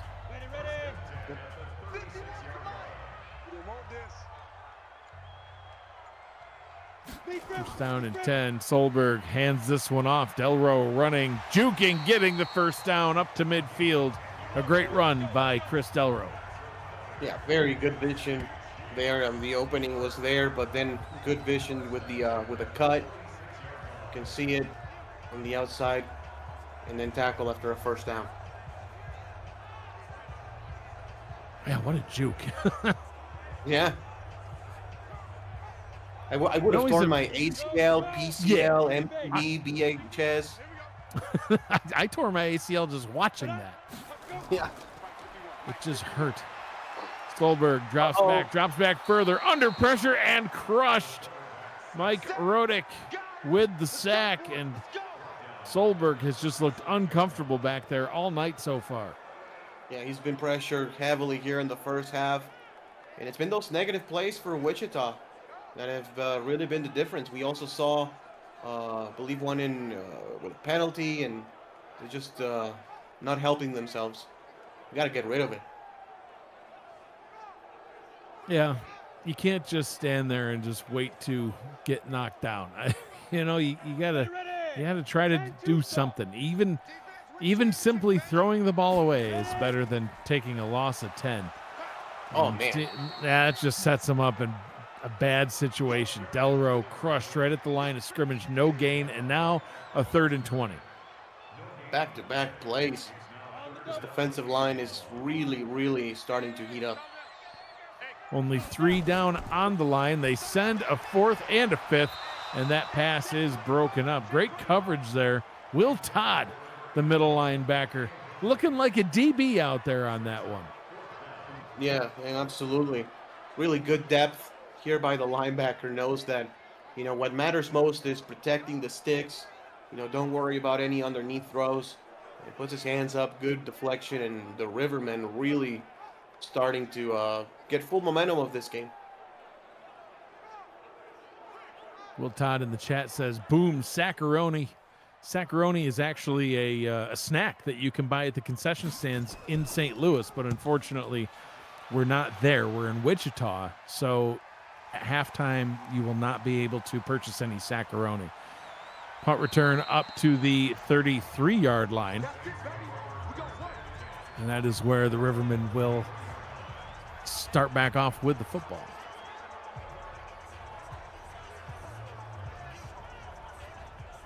Nice punt return.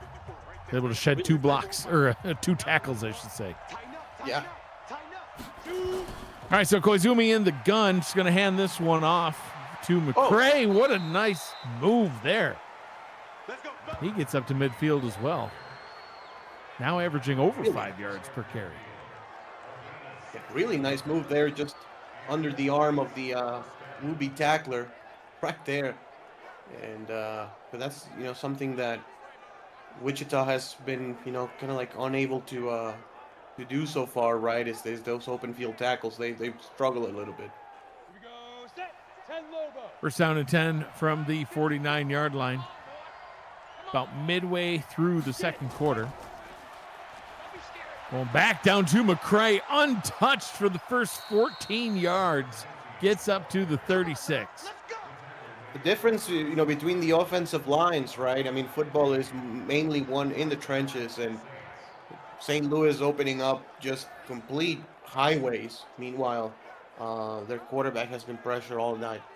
Yeah.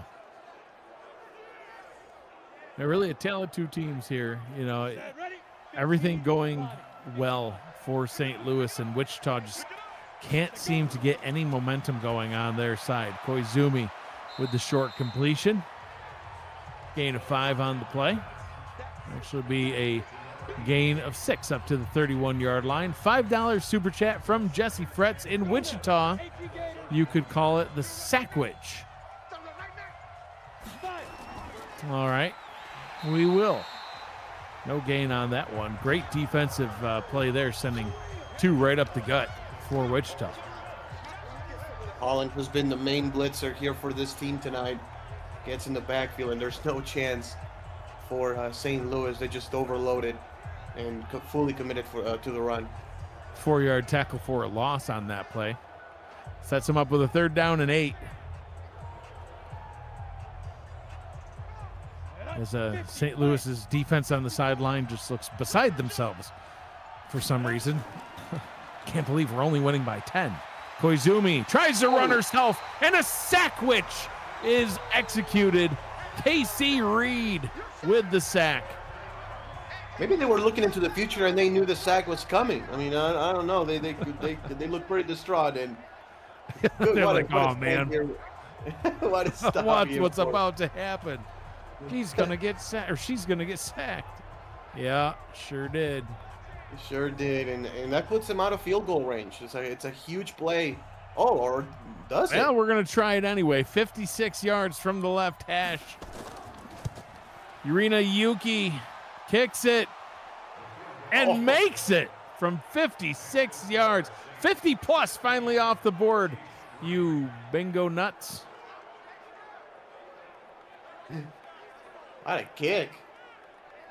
It's a big time kick here for St. Louis. You know, after a couple of bad offensive plays, to still be able to come up with 3 points is just a morale booster here for the Rivermen.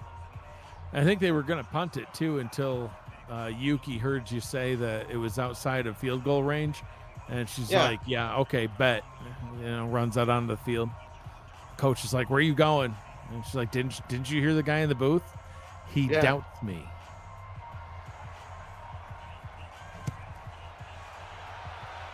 Gippy in the chat says, "Say nice things to me, Dags." Pretty much will say whatever you'd like for a super chat. This is not free. 1st down and 10 from the 22-yard line. Wichita now looking up the scoreboard and seeing a 13-point deficit. And what do they got to do to try to claw their way back into this one, Joey? Protect the ball first and foremost, and use the ground game a little bit more. You know, if you can put Delro in the open field, he can make some magic. Oh, quick pass this one, and it's nearly intercepted. And Joey, if he had picked that off, that's Dynamite McCray Sr. That one would have gone straight back to the house. Yep, absolutely. Joey says protect the ball, and Solberg says nah. It worked for Yuki. He didn't listen to me, and Brett was like, yeah, for sure. Solberg hands this one off, trying to get that ground game going, and that was actually pretty good there. Pollard picks up half of what they needed. 3rd down and 5 now. 3rd and 5. If they don't convert, I mean, St. Louis still has some time to put some more points on the board. A very important play here in the first half. Solberg trying to keep this drive alive, has time. Oh, he's going way downtown, and it is caught and broken up. Bounced right off of his hands. He's looking for some PI. He's not going to get it. Joey, that's kind of wild. 3rd and 5, and you throw a 50-yard bomb to your halfback. Yeah, I mean, that's surprising for sure, and it looked like it caught St. Louis off guard for just a fraction of a second, but a great, recovery speed right there by the DBs, knocking that one loose. And Wichita is going to have to punt this one away again and give St. Louis another opportunity to get some even more points on the board before the half. 16-3 is your score. The Rivermen out in front. we see some highlights from what they've been able to do so far in this one. Just to remind everybody what's on the line for St. Louis. If this score was to hold and they get the win, they secure the #1 seed, which gets them home field advantage throughout the playoffs. They've already secured a first and second round bye, the fabled double bye, locked up for St. Louis. If Wichita is able to claw their way back into this one and get the win, they would get the 4 seed. It would give them a first round bye, and they would have a home game after the first round bye. If they lose, they get the 5 seed. They still have a home game, but they have to play in the first round. So Koizumi, 7 of 10, 112 yards as we approach the 2-minute warning. 2 minutes to go here in the first half. St. Louis out in front, 16-3, and in possession of the football. They got 2 minutes. They've got all 3 timeouts, and they've only got 54 yards to go to try to get back into the end zone.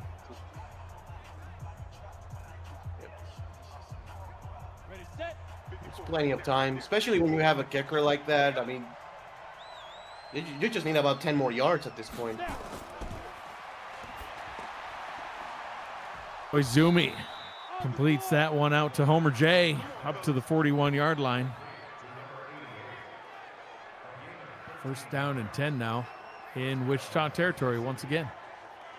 Yeah, no need to call any of the timeouts. You're in plus territory if you're the Riverman.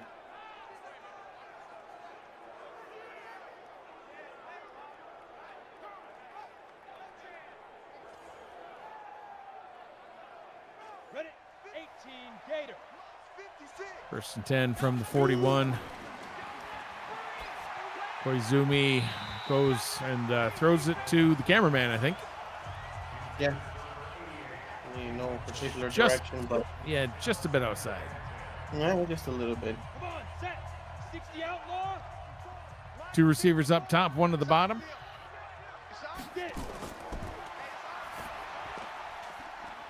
Completed to Jay. Gets it up to the 34. It'll be a 3rd down and 3, so this would be about a 51-yarder.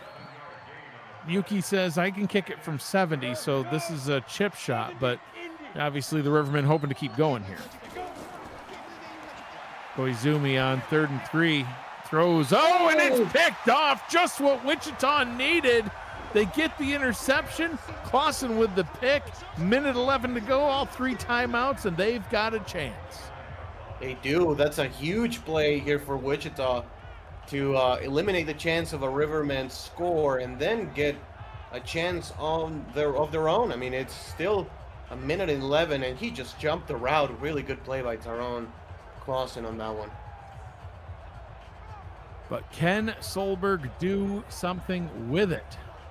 You see Chris Delro's numbers there. You asked for more rushing, Joey. He's only got 4 carries.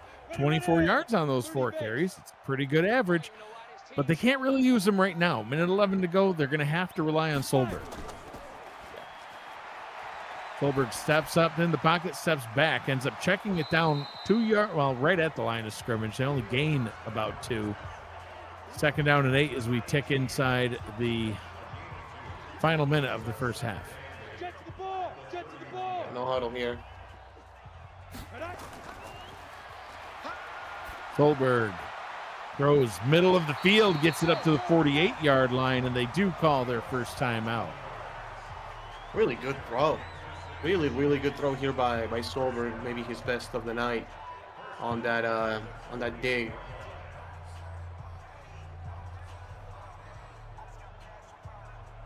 Calling that timeout to regroup. See Shea on the screen. Would love to see Shea get a little bit more involved. It's been great this season. 4th in the league in yards per game. We saw him make a great sideline catch earlier on in this one as that pass is complete. Another timeout called, and you almost feel like they kind of not wasted it, but unfortunate they had to burn it. Corey Neal with a 6-yard pickup. That's all they gained was 6 more yards and had to call another timeout. It doesn't feel like they're really in any better of a spot. On the set. Yeah, no, absolutely. It just forces you to call another timeout. Solberg in the gun, outside of field goal range, throws up top, sideline, caught, gets out of bounds, stops the clock. Pretty much ticked every box you needed there. RJ Gilmore with the catch. Still 34 seconds. Approaching field goal range. See Shea in the slot. Solberg fires down the right side. That one is complete. Oh, and smartly is able to get out of bounds. It's Gilmore again with the catch. Now this turns into let's see if we can get 3 and to let's try to go for 7. I mean, it's a very good 2-minute offense here. Now that it started really with 1 minute and 11 seconds left on the clock. And they're already in the red zone.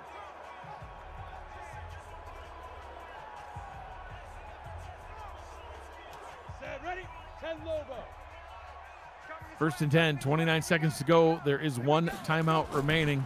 Solberg drops back, throws down to the bottom. That one's dangerous, but pass is broken up, incomplete. Second down and 10, 26 seconds left. You can still attack the middle of the field. You have a timeout in your pocket. You can even run it here if you want to. Solberg throws up top. That one is caught. Doesn't get out of bounds. So the clock continues to roll inside 20 seconds. 15. It's been a great 2-minute offense, but will it close out great? 1 timeout left.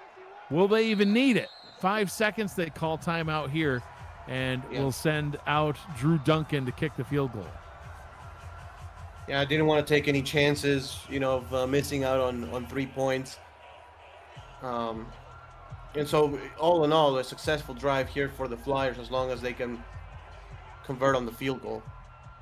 Yeah, and they should. It's from about 29 yards out or 30, depending on how you do math. Kick is up, kick is good. 16-6, so now just a 10-point deficit. Certainly looks better than 13. But,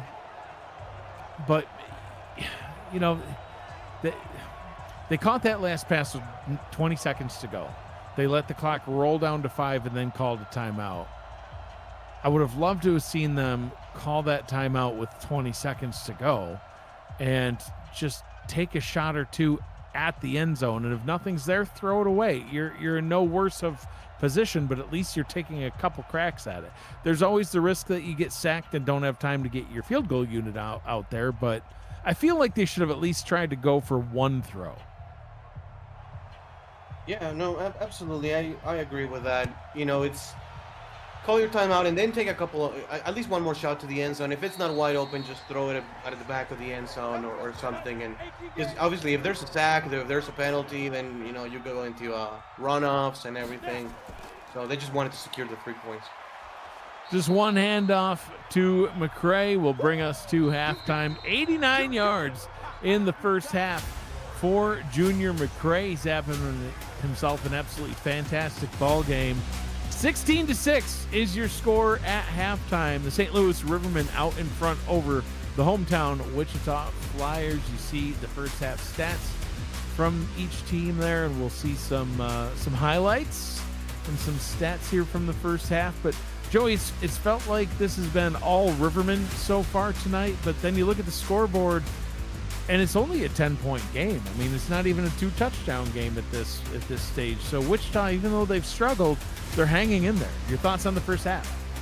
Yeah, they are. I mean, again, to your point, St. Louis really dominating the first half, but for all the domination, it's only a 10-point game. So, if Wichita can come in and put a quick score on the board, then it puts all the pressure in St. Louis, of course. 12 minutes back on the clock.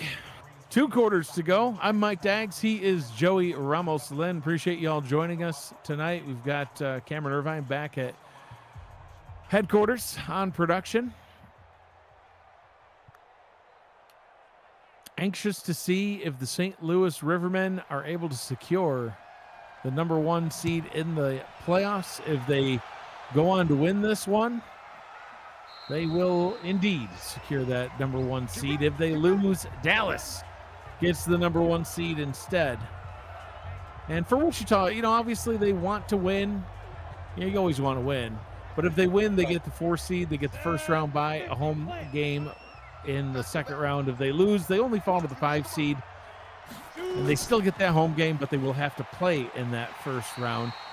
As St. Louis back out on the field on offense. 9 of 14, 132 yards, no touchdowns, and 1 pick for Koizumi in the first half. Not stellar numbers. It's really been the Junior McCray show. Yeah, absolutely. Speaking of, McCray able to pick up 6 yards, gets up to 95 yards on the day, sets him up with a 3rd and 4. Yeah, and I think this is the kind of game St. Louis has to play. It's 3rd and 4, to your point, but it's, running, taking the clock down, and wearing the defense of Wichita out. Pass is complete, wide open over the middle. There was nobody in sight on that one from the Wichita defense. Is Housey, I think that's how you say his last name, gets the catch. Yep. Really good play. I mean, it looked like maybe Wichita was expecting a run, maybe a screen, something like that. They played very much underneath and allowed all the space down the field. Ready up. First down and 10 from the 50. 2 receivers up top, 2 to the bottom. Koizumi in the gun. He's going to decide to take off and run with it. Offensive lineman has to get out of the way. Nice move. Gets up to the 46-yard line. Picks up 4 on the scramble. Not a whole lot of yards, but a really good move by Koizumi there.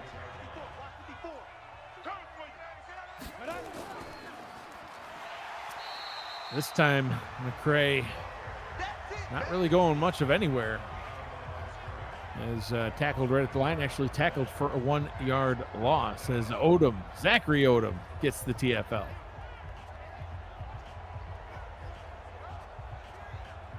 McCray looking a little bit gassed on that one, Joey. Yeah, absolutely. Absolutely. I mean, 100 yards rushing, almost 20 carries at this point. We're just midway through the game. Koizumi up top, dangerous pass. Some quick closing speed could have paid off well as Jamarcus Richmond gets the tackle, but was looking to maybe jump that route, just a few steps behind. Yeah, absolutely, and that is obviously not field goal range this time for sure. And they're going to force a punt. Good defensive stand here for the Flyers. We'll see what Wichita is able to do with it here to get the second half started on offense for them as this punt sails out of bounds. Kind of shanked that one a little bit. Joey rolls out, flies out at the 27. So Solberg and Delro back out onto the field. Really not excited about Delro's numbers in the first half. I'd love to see them get him more involved now here in half number 2. Yeah, he has to be fresh. Not a whole lot of runs. We're going to hand it off to him, and look at him make those moves. How can you not hand this man the ball? 4 rushes in the first half, gets 1 here in the second half, and picks up a first down immediately. Yeah, with some great moves and great patience to boot right there as he was waiting for the opportunity. Gets a first down. They need more of that.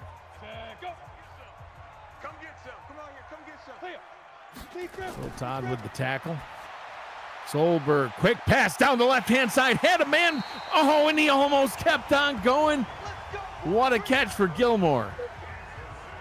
Awesome throw. And, I mean, probably St. Louis was expecting another run like we were talking about, and they go with a deep shot right up the seam for a gain of about 40 yards. R.J. Gilmore almost was able to stay on his feet and run into the end zone. That would have made this only a 3-point ball game. They would have been right back in this one. But a first down and 10 from the 22-yard line nonetheless. Solberg going to keep on throwing, fires middle, complete, and all the way down to the 6-yard line. First and goal goes right back down to Gilmore.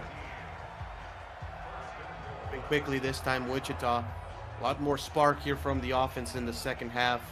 to start the second half. But can they punch it in? I mean, they've had a couple of good drives, but only a couple of field goals to boot. So they got to put the ball in the end zone. 6 receptions, 93 yards for Gilmore. They're going to hand this one off, running up the middle. We go back down to Chris Pollard. They've been using him about the same amount as Delro. Second and goal, up at the 2. Delro checks back in the game. See if they do some sort of bubble screen here. Come on here on the line.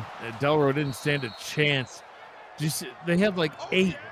Not even in the box, Joey. 8 on the line for St. Louis.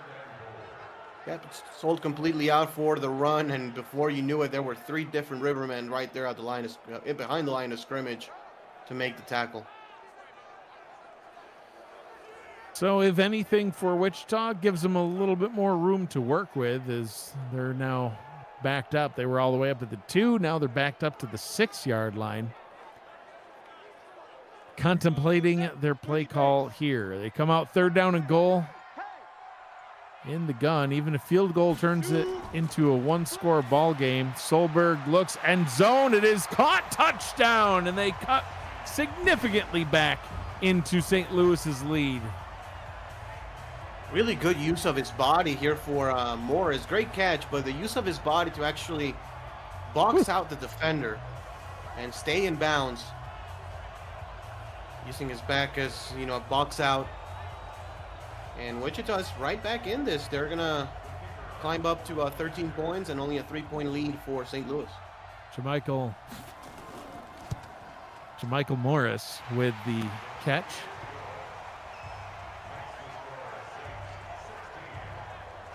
(16-13) now. Only a 3-point ball game. Your updated bingo numbers on the screen.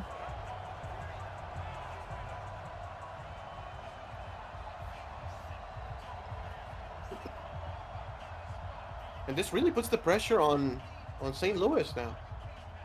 They've been dominating most of this game. I would probably say 80% of this game, and they just have a 3-point lead at this point. It's under 6 minutes to go here in the 3rd quarter. Yeah, now St. Louis definitely feeling the pressure. It felt in the first half like everything was going their way, but like we were talking about as we were heading into halftime, even though it felt that way, the scoreboard really didn't indicate it. We have a nice kick return up to the 36-yard line. And now the scoreboard really indicates it. And this is, I think, the difference. 16 carries, 89 yards. Since then, 2 carries for 5. Now, we're still early here in the second half, but we've seen the Wichita defense step up, and they've held Junior McCray in check a couple times. Yep, absolutely. Koizumi throws. That one's wide open over the middle to Jay. Nice catch. Now 13-18, 166 yards. Still looking for that first passing touchdown. Does have a pick, but immediately one play, and they're in Wichita territory. Yeah, good poise there by Koizumi, waiting for her tight end to be open. Good catch and a good yards after the catch. This is a pivotal drive, I think, in this game because Wichita is gaining momentum of this game. St. Louis wants to snatch it back.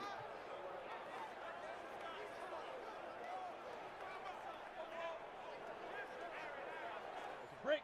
49, guys. Mike, 49. All day, dog. Koizumi in the gun. Quick pass. Found Jay in a hole. All by himself. Short gain of 4. 2nd down and 6. Approaching field goal range as well.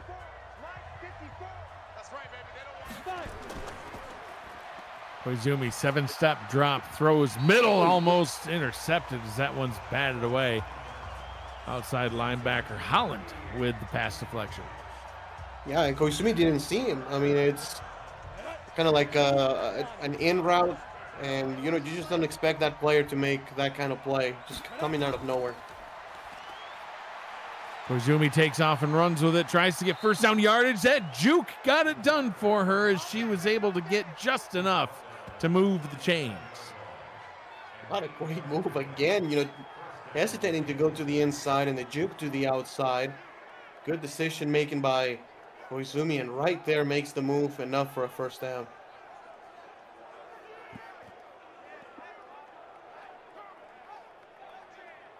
Riverman keeping this drive going, trying to extend their lead back out to 2 scores if they can. They've let it slip here a little bit. Wichita is trying to claw their way back into it. And once again, McCray is just blasted as Aurora Ingram flies in. She gets the tackle right at the line of scrimmage. No gain for McCray.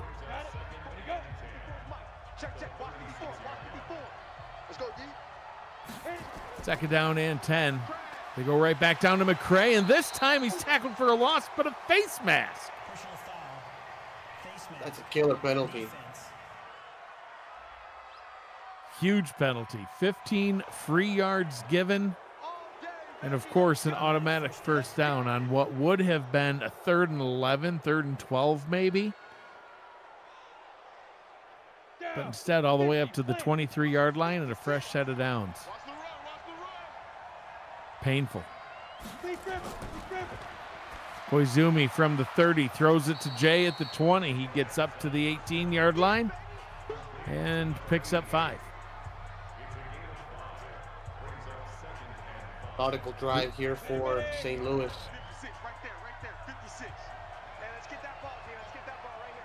Second down and 5 from the 18. Put a man in motion. Play clock, 2 seconds. Get the snap away. Play action, but it's well read. And for the second time tonight, Clausen with a sack. Clausen has been unbelievable. 2 sacks and an interception so far in tonight's game. He's been the best defensive player for the Flyers tonight. Really has been, and unclaimed for those of you still looking to claim a player. Tyrone Clausen is available for the claiming. Koizumi in the gun on 3rd down and 14 yards. She drops back under pressure again, throws it to Jay, who catches it and falls at the 26. So well within Yuki's field goal range, but an end to a drive which was looking really good, but any drive that ends in points is still a positive. Yes, absolutely. Kick is up, kick is good, and they extend their lead a little bit further, but 19-13, so now only ahead by 6 points as they see their 13-point advantage just disappear. And now Wichita has an opportunity that they haven't had in quite a while, Joey. If they play their cards right on this one, they could take the lead.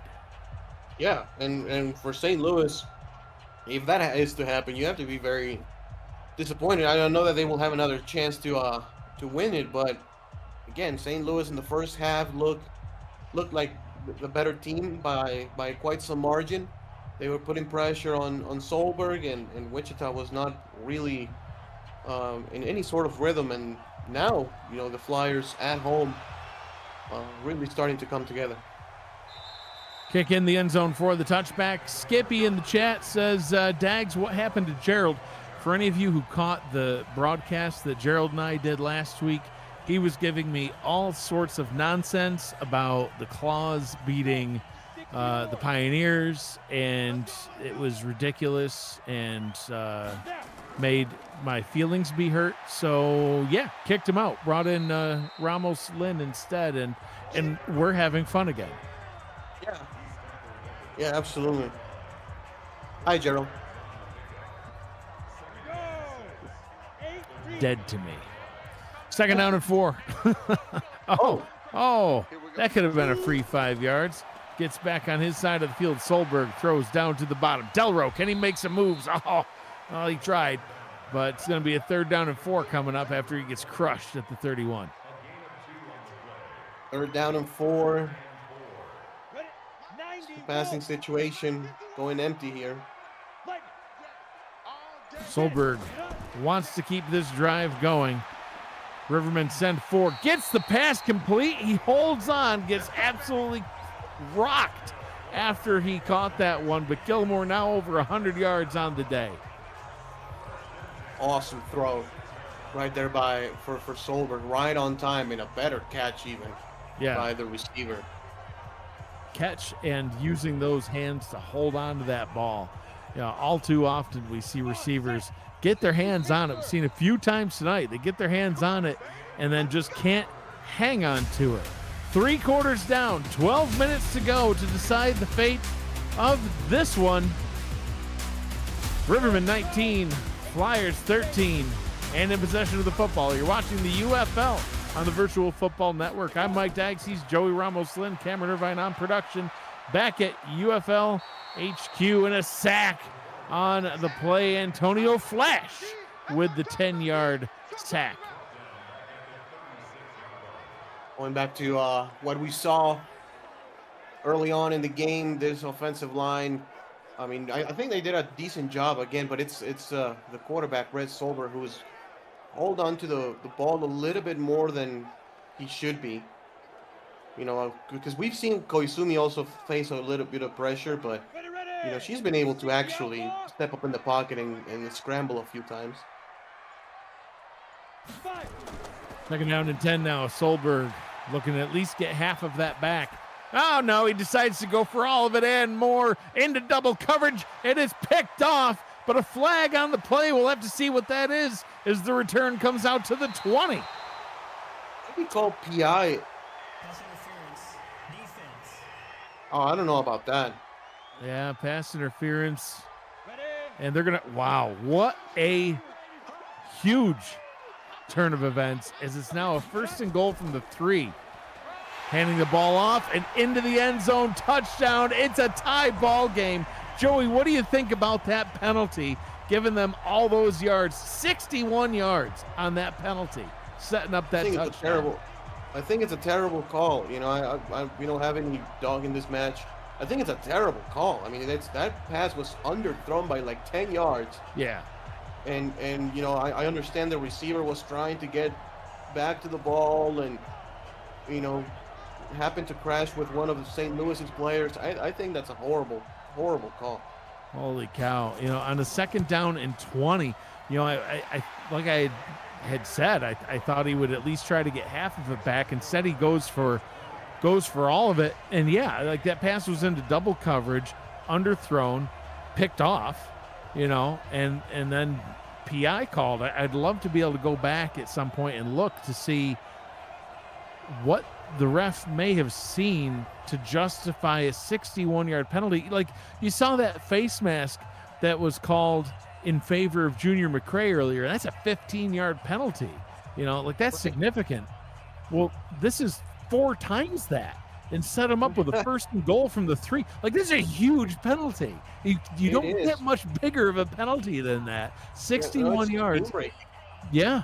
Sets him up 1st and goal, 3. They walk it in effectively with Chris Pollard for the touchdown. Extra point gives them the lead. So here we go. Riverman taking it out from the 1. They only get it up to the 24-yard line, and now all the pressure is on Karen Koizumi. You've seen her stats throughout the game. She's doing okay. Really been riding kind of the success of Junior McCray, but now she's going to have to get something going because McCray hasn't had a lot of success here in the second half. Right. First down and 10 from the 24. Koizumi throws, gets that one complete. Very short gain. The Wichita defense swarming the receiver. 2nd and 9. Yeah, well, St. Louis will have to shake that off and go back on offense. Still a whole quarter to play. 2nd down and 9 from the 26. Koizumi throws into triple coverage, and that's what we were talking about earlier, where you'll see the receiver get their hands on it and then drop it. A big 3rd down and 9 coming up from Cameron Irvine in production. Said he looked back at the replay. There was maybe a little bit of a grab on that play, but a 61-yard worth of a grab, probably not. 3rd down and 9. Koizumi tries to take off and run with it. She's had some success, slides, and I think she slid short. She did, Yeah. 4th and inches. She did, and let's see if St. Louis will keep the offense on the field. Maybe a little bit too risky to go for it right now, but Yeah. it was very close. You know, and you've been pointing out her slides tonight, that her first touchdown, she slid into the end zone, and you were kind of waiting because you wanted to see if they were actually going to credit her with it, and now they're going to punt this one away. Yep. So it's one of the things, you know, you got to slide for safeties. This one rolls into the end zone for the touchback, but you also have to be cognizant of where you slide, as that, you know, all she had to do was stay on her feet. We've seen her making jukes. We've seen her doing all these moves. She just stayed on her feet. The Riverman offense will still be out there. Yeah, absolutely. A tough break. So Solberg back out onto the field, gets it out to Delro, who gets the first down, keeps on fighting, gets a little bit more. Will Todd trying to strip the ball free, but can't do it.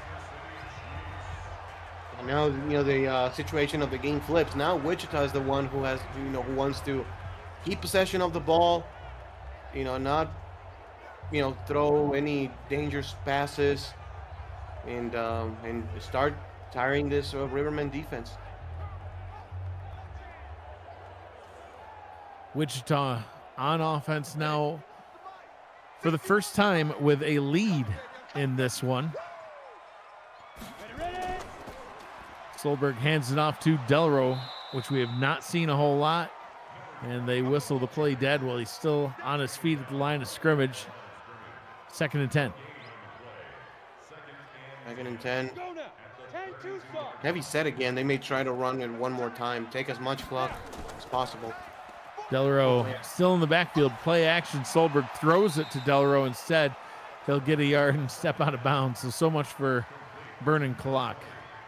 Yeah. It's just a 1 yard gain, and the clock will stop with 8:36. Now it continues to run after the spot. Solberg on 3rd down and 9. Goes deep again down the right sideline. Has a man. Oh, he can't haul it in. Tried to get it out to Timothy Shea, who had a great sideline catch in the first quarter and not much sense. I mean, if you're Shea, I think he had a chance to put 2 hands on the ball. I do too. He was trying to shield the defender with the other arm. Just put 2 hands on the ball, and that would have been a catch. Yeah, you got to jump up, twist backwards, catch it. Come on, man. Try to hold Parker off. Sounds pretty easy. Yeah, it's fine. I mean, I could definitely not do it. Yeah, no. You could definitely not do it either. No offense. No. I've seen you try to climb mountains before. Yeah, no. Now we take the car to the top of the mountain. And that was easier, so now I cannot do that. Much easier. Homer J had 49 yards earlier on in the game. Has not done a whole lot with it since that time. But now... okay in New York, though. Yes. Yes, you did. Throw down to the bottom. That's complete. Great yak on that one. Yards after catch all the way up to the 49-yard line. And Riverman trying to get back their lead as they're on offense for the first time with a deficit. Yep. You know, the positive news, still a lot of time, of course. They just need a field goal. No reason to panic. No, definitely not. You know, I mean, they did have a turnover earlier on in this one where Koizumi was picked off by Tyrone Clausen. But otherwise, ball security has been pretty good. Koizumi knows to run with the ball when she needs to. Jay forgot to run that time after catching it. Only picks up 1. But, yeah, you know, we've seen Yurina Yuki kick a 57-yard field goal, head in the opposite direction, but we know she's got the leg for a long one if needed. Koizumi throws. Crossing route is complete. Gains 5. 3rd down and 4 now. what to do. 3rd down and 4. Well, I Go think empty. they're going to throw. Unless think so. Koizumi runs. I was gonna say. Koizumi looks, does decide to run, then slides short again. Someone's got to tell her to not do that. It should probably be the coach. Now, do you go for this? Oh my goodness! Oh my God, 60 yards. Yuki from 60 yards out from the right hash has the distance. It's good from 60. I mean, literally, the Wichita team came in with the regular defense. They did not even put the special teams unit. They thought it was going to be a fake or something. They thought the offense was going to stay on the field. That ties a UFL record, 60-yard field goal to go up to. Wow. And the record was held by St. Louis's former kicker, Gordon Bradley. And now Yurina Yuki says, yeah, well, I want to be in the record books too. 60 yards. You know, I was joking earlier when I said she could make it from 70, but now I'm not sure if it's a joke.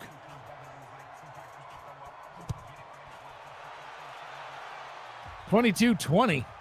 St. Louis back out in front, a 2-point ball game, 5:41 to go.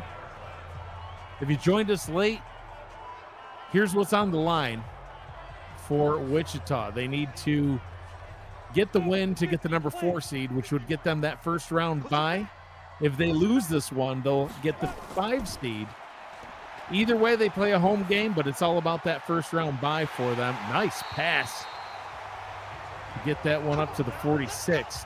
For St. Louis, they get the number 1 seed with a win, number 2 seed with a loss. It's as simple as that.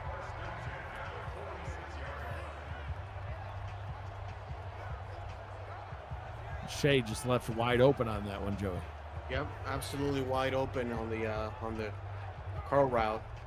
And pays for it, but Wichita, it's some a good gain, and they have a chance to take this basically the rest of the way. They really could, if they do it right. Yeah. Solberg dinks that one down. Was that a dink or a dunk? Either way, gain of 5. But nothing wrong with some short to medium gains on each play as they want to try to burn some clock too. Mm-hmm. Solberg in the gun. Quick pass down the left side, gets that one complete. A nice pickup on that post route to Dwayne Knight. Obviously now in field goal range, and they will at least take this to the 2-minute warning unless something wild happens. See Virtual Football Network in the chat. What a final regular season Sunday. If you've missed any of the action today, go back and watch really any game, and you'll see some great football. Only one game was decided by more than 7 points, and that one was a one-score game with 2 minutes left. So great games all around. Solberg decides to throw a souvenir into the crowd as nothing was open downfield. 2nd down and 10. Clock stopped with 3:50 to go. It is better than getting, taking a sack, which is a positive, but stops the clock, which is obviously a negative here for Wichita. Shea in motion. Solberg has time, decides to check that one down to Delro on a crosser. Picks up 4 yards, and that'll be a 3rd down and 7 now. And they're in field goal range to try to reclaim the lead if they want to, but I don't think 3's going to do it here.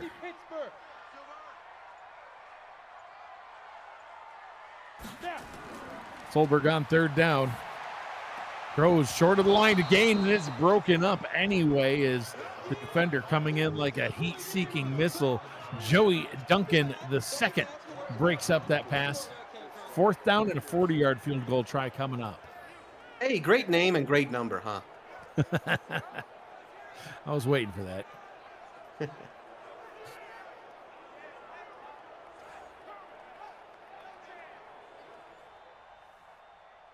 So from 40 yards out from the right hash.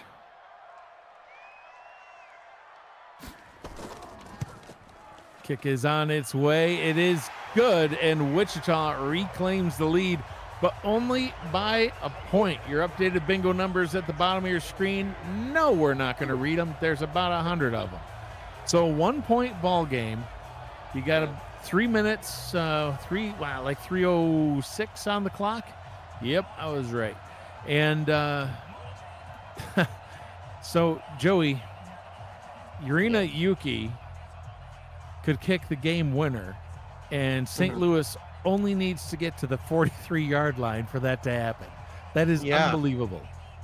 Yeah, probably the 45. I mean, that 60-yard field goal had a little bit of extra yardage to it. I'm interested to see if production puts a line to gain, like a field goal line on the field. I'm interested to see where they decide to put it. Yeah. I'll probably go with the 45. Yeah. I agree. Put a red line in there. Yeah, red line it right now, right at the 45, because I mean that 60-yarder, it didn't bounce off the crossbar. I'll put it that way. Yep. So Koizumi on first down, she's going to run with it. Gets the first down, man. gets to the 50, decides not to slide for the first time in 3 drives, and gets up to midfield. The one time she had to slide to protect herself. Says, nope, we're just going to keep going. That's it. And now, they only need, 5 to 7 yards to get into Yuki's range? Pretty much. I mean, it's the benefit of having a very good kicker, right? I mean, it just makes your life easier. In your face. 2:25 to go, clock rolling. Koizumi throws up top, complete, very short gain. Only picks up a couple as we approach the 2-minute warning. Should be the last play of the before the 2-minute warning here. 'Twas indeed. 2 minutes to go here in this one. A 1-point ball game. Wichita out in front 23-22. But it's a close one. And St. Louis in possession of the football. You're watching the UFL on the Virtual Football Network. Koizumi gets the completion up to the 44-yard line. 3rd down and 5 coming up. Where do they need to get to, Joey? Are they I think there? they already are, to be honest. Would they try it from here? Koizumi throws, and we're about to find guess we'll see. out. I guess we will find out, Joey. Will they trot out Yuki? Will they go for it? What do the Rivermen do as they attempt to secure the number 1 seed? They're going to go for it. Okay. Maybe just a yard too far. Just a little too far. Koizumi going to try to run. She needs to stay on her feet, and she does. Gets past the line to gain and then slides. Clearly, the coach talked to her. And she goes immediately to the coach and is like, hey, coach, I did it. I did it. You see that? Coach is like, yeah, okay, go back to the huddle. Koizumi up top has a target open on the sideline, caught at the 24. Clock stopped with 1:14 to go, well inside Yuki's range now. Let's go now. 30 base. And we'll see, I guess, a few runs, and Wichita will be forced to call their timeouts. Yeah, definitely. Go.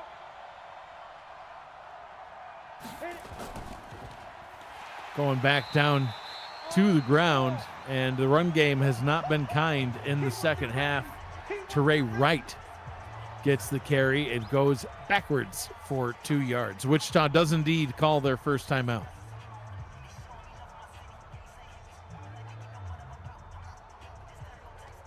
But if you're St. Louis, 10-2 sub. I agree with running it and just playing for the field goal. Yeah, I do too. I mean, I would want Wichita to have to burn all of their timeouts. Going back down to McCray, and look at this. A very fresh McCray gets up to the 15-yard line. Second timeout called by Wichita, but look at this, Joey. 3rd down and 1. If St. Louis gets the first down here, they could bring this clock down to 3 seconds, call a timeout, and have Yuki kick the game winner. Set. 10 Lobo. If Wichita gets the stop, they'll still have a shot at this one. If they don't, I think it's all over. Yeah. Thomas in motion to the top, hands off the ball and gets the first down. They call their final timeout, but now it's all up to St. Louis and how they want to execute this final minute. They could quite literally just take a knee and let the clock run out. The only thing that can possibly help Wichita is if they somehow are able to block the game-winning field goal. Yeah, you just put the ball where, Yuki wants it.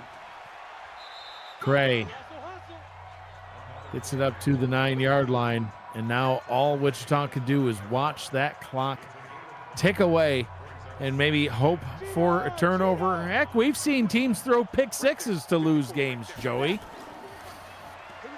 Koizumi looks, fires up top, and that one's complete. Only you, Matt Wilson. Only you would throw a pick six to end the game. 3rd and 4. And they're going to go for the game winner here. For the number 1 seed, the kick is up. The kick is good. And St. Louis reclaims the lead with 2 seconds left.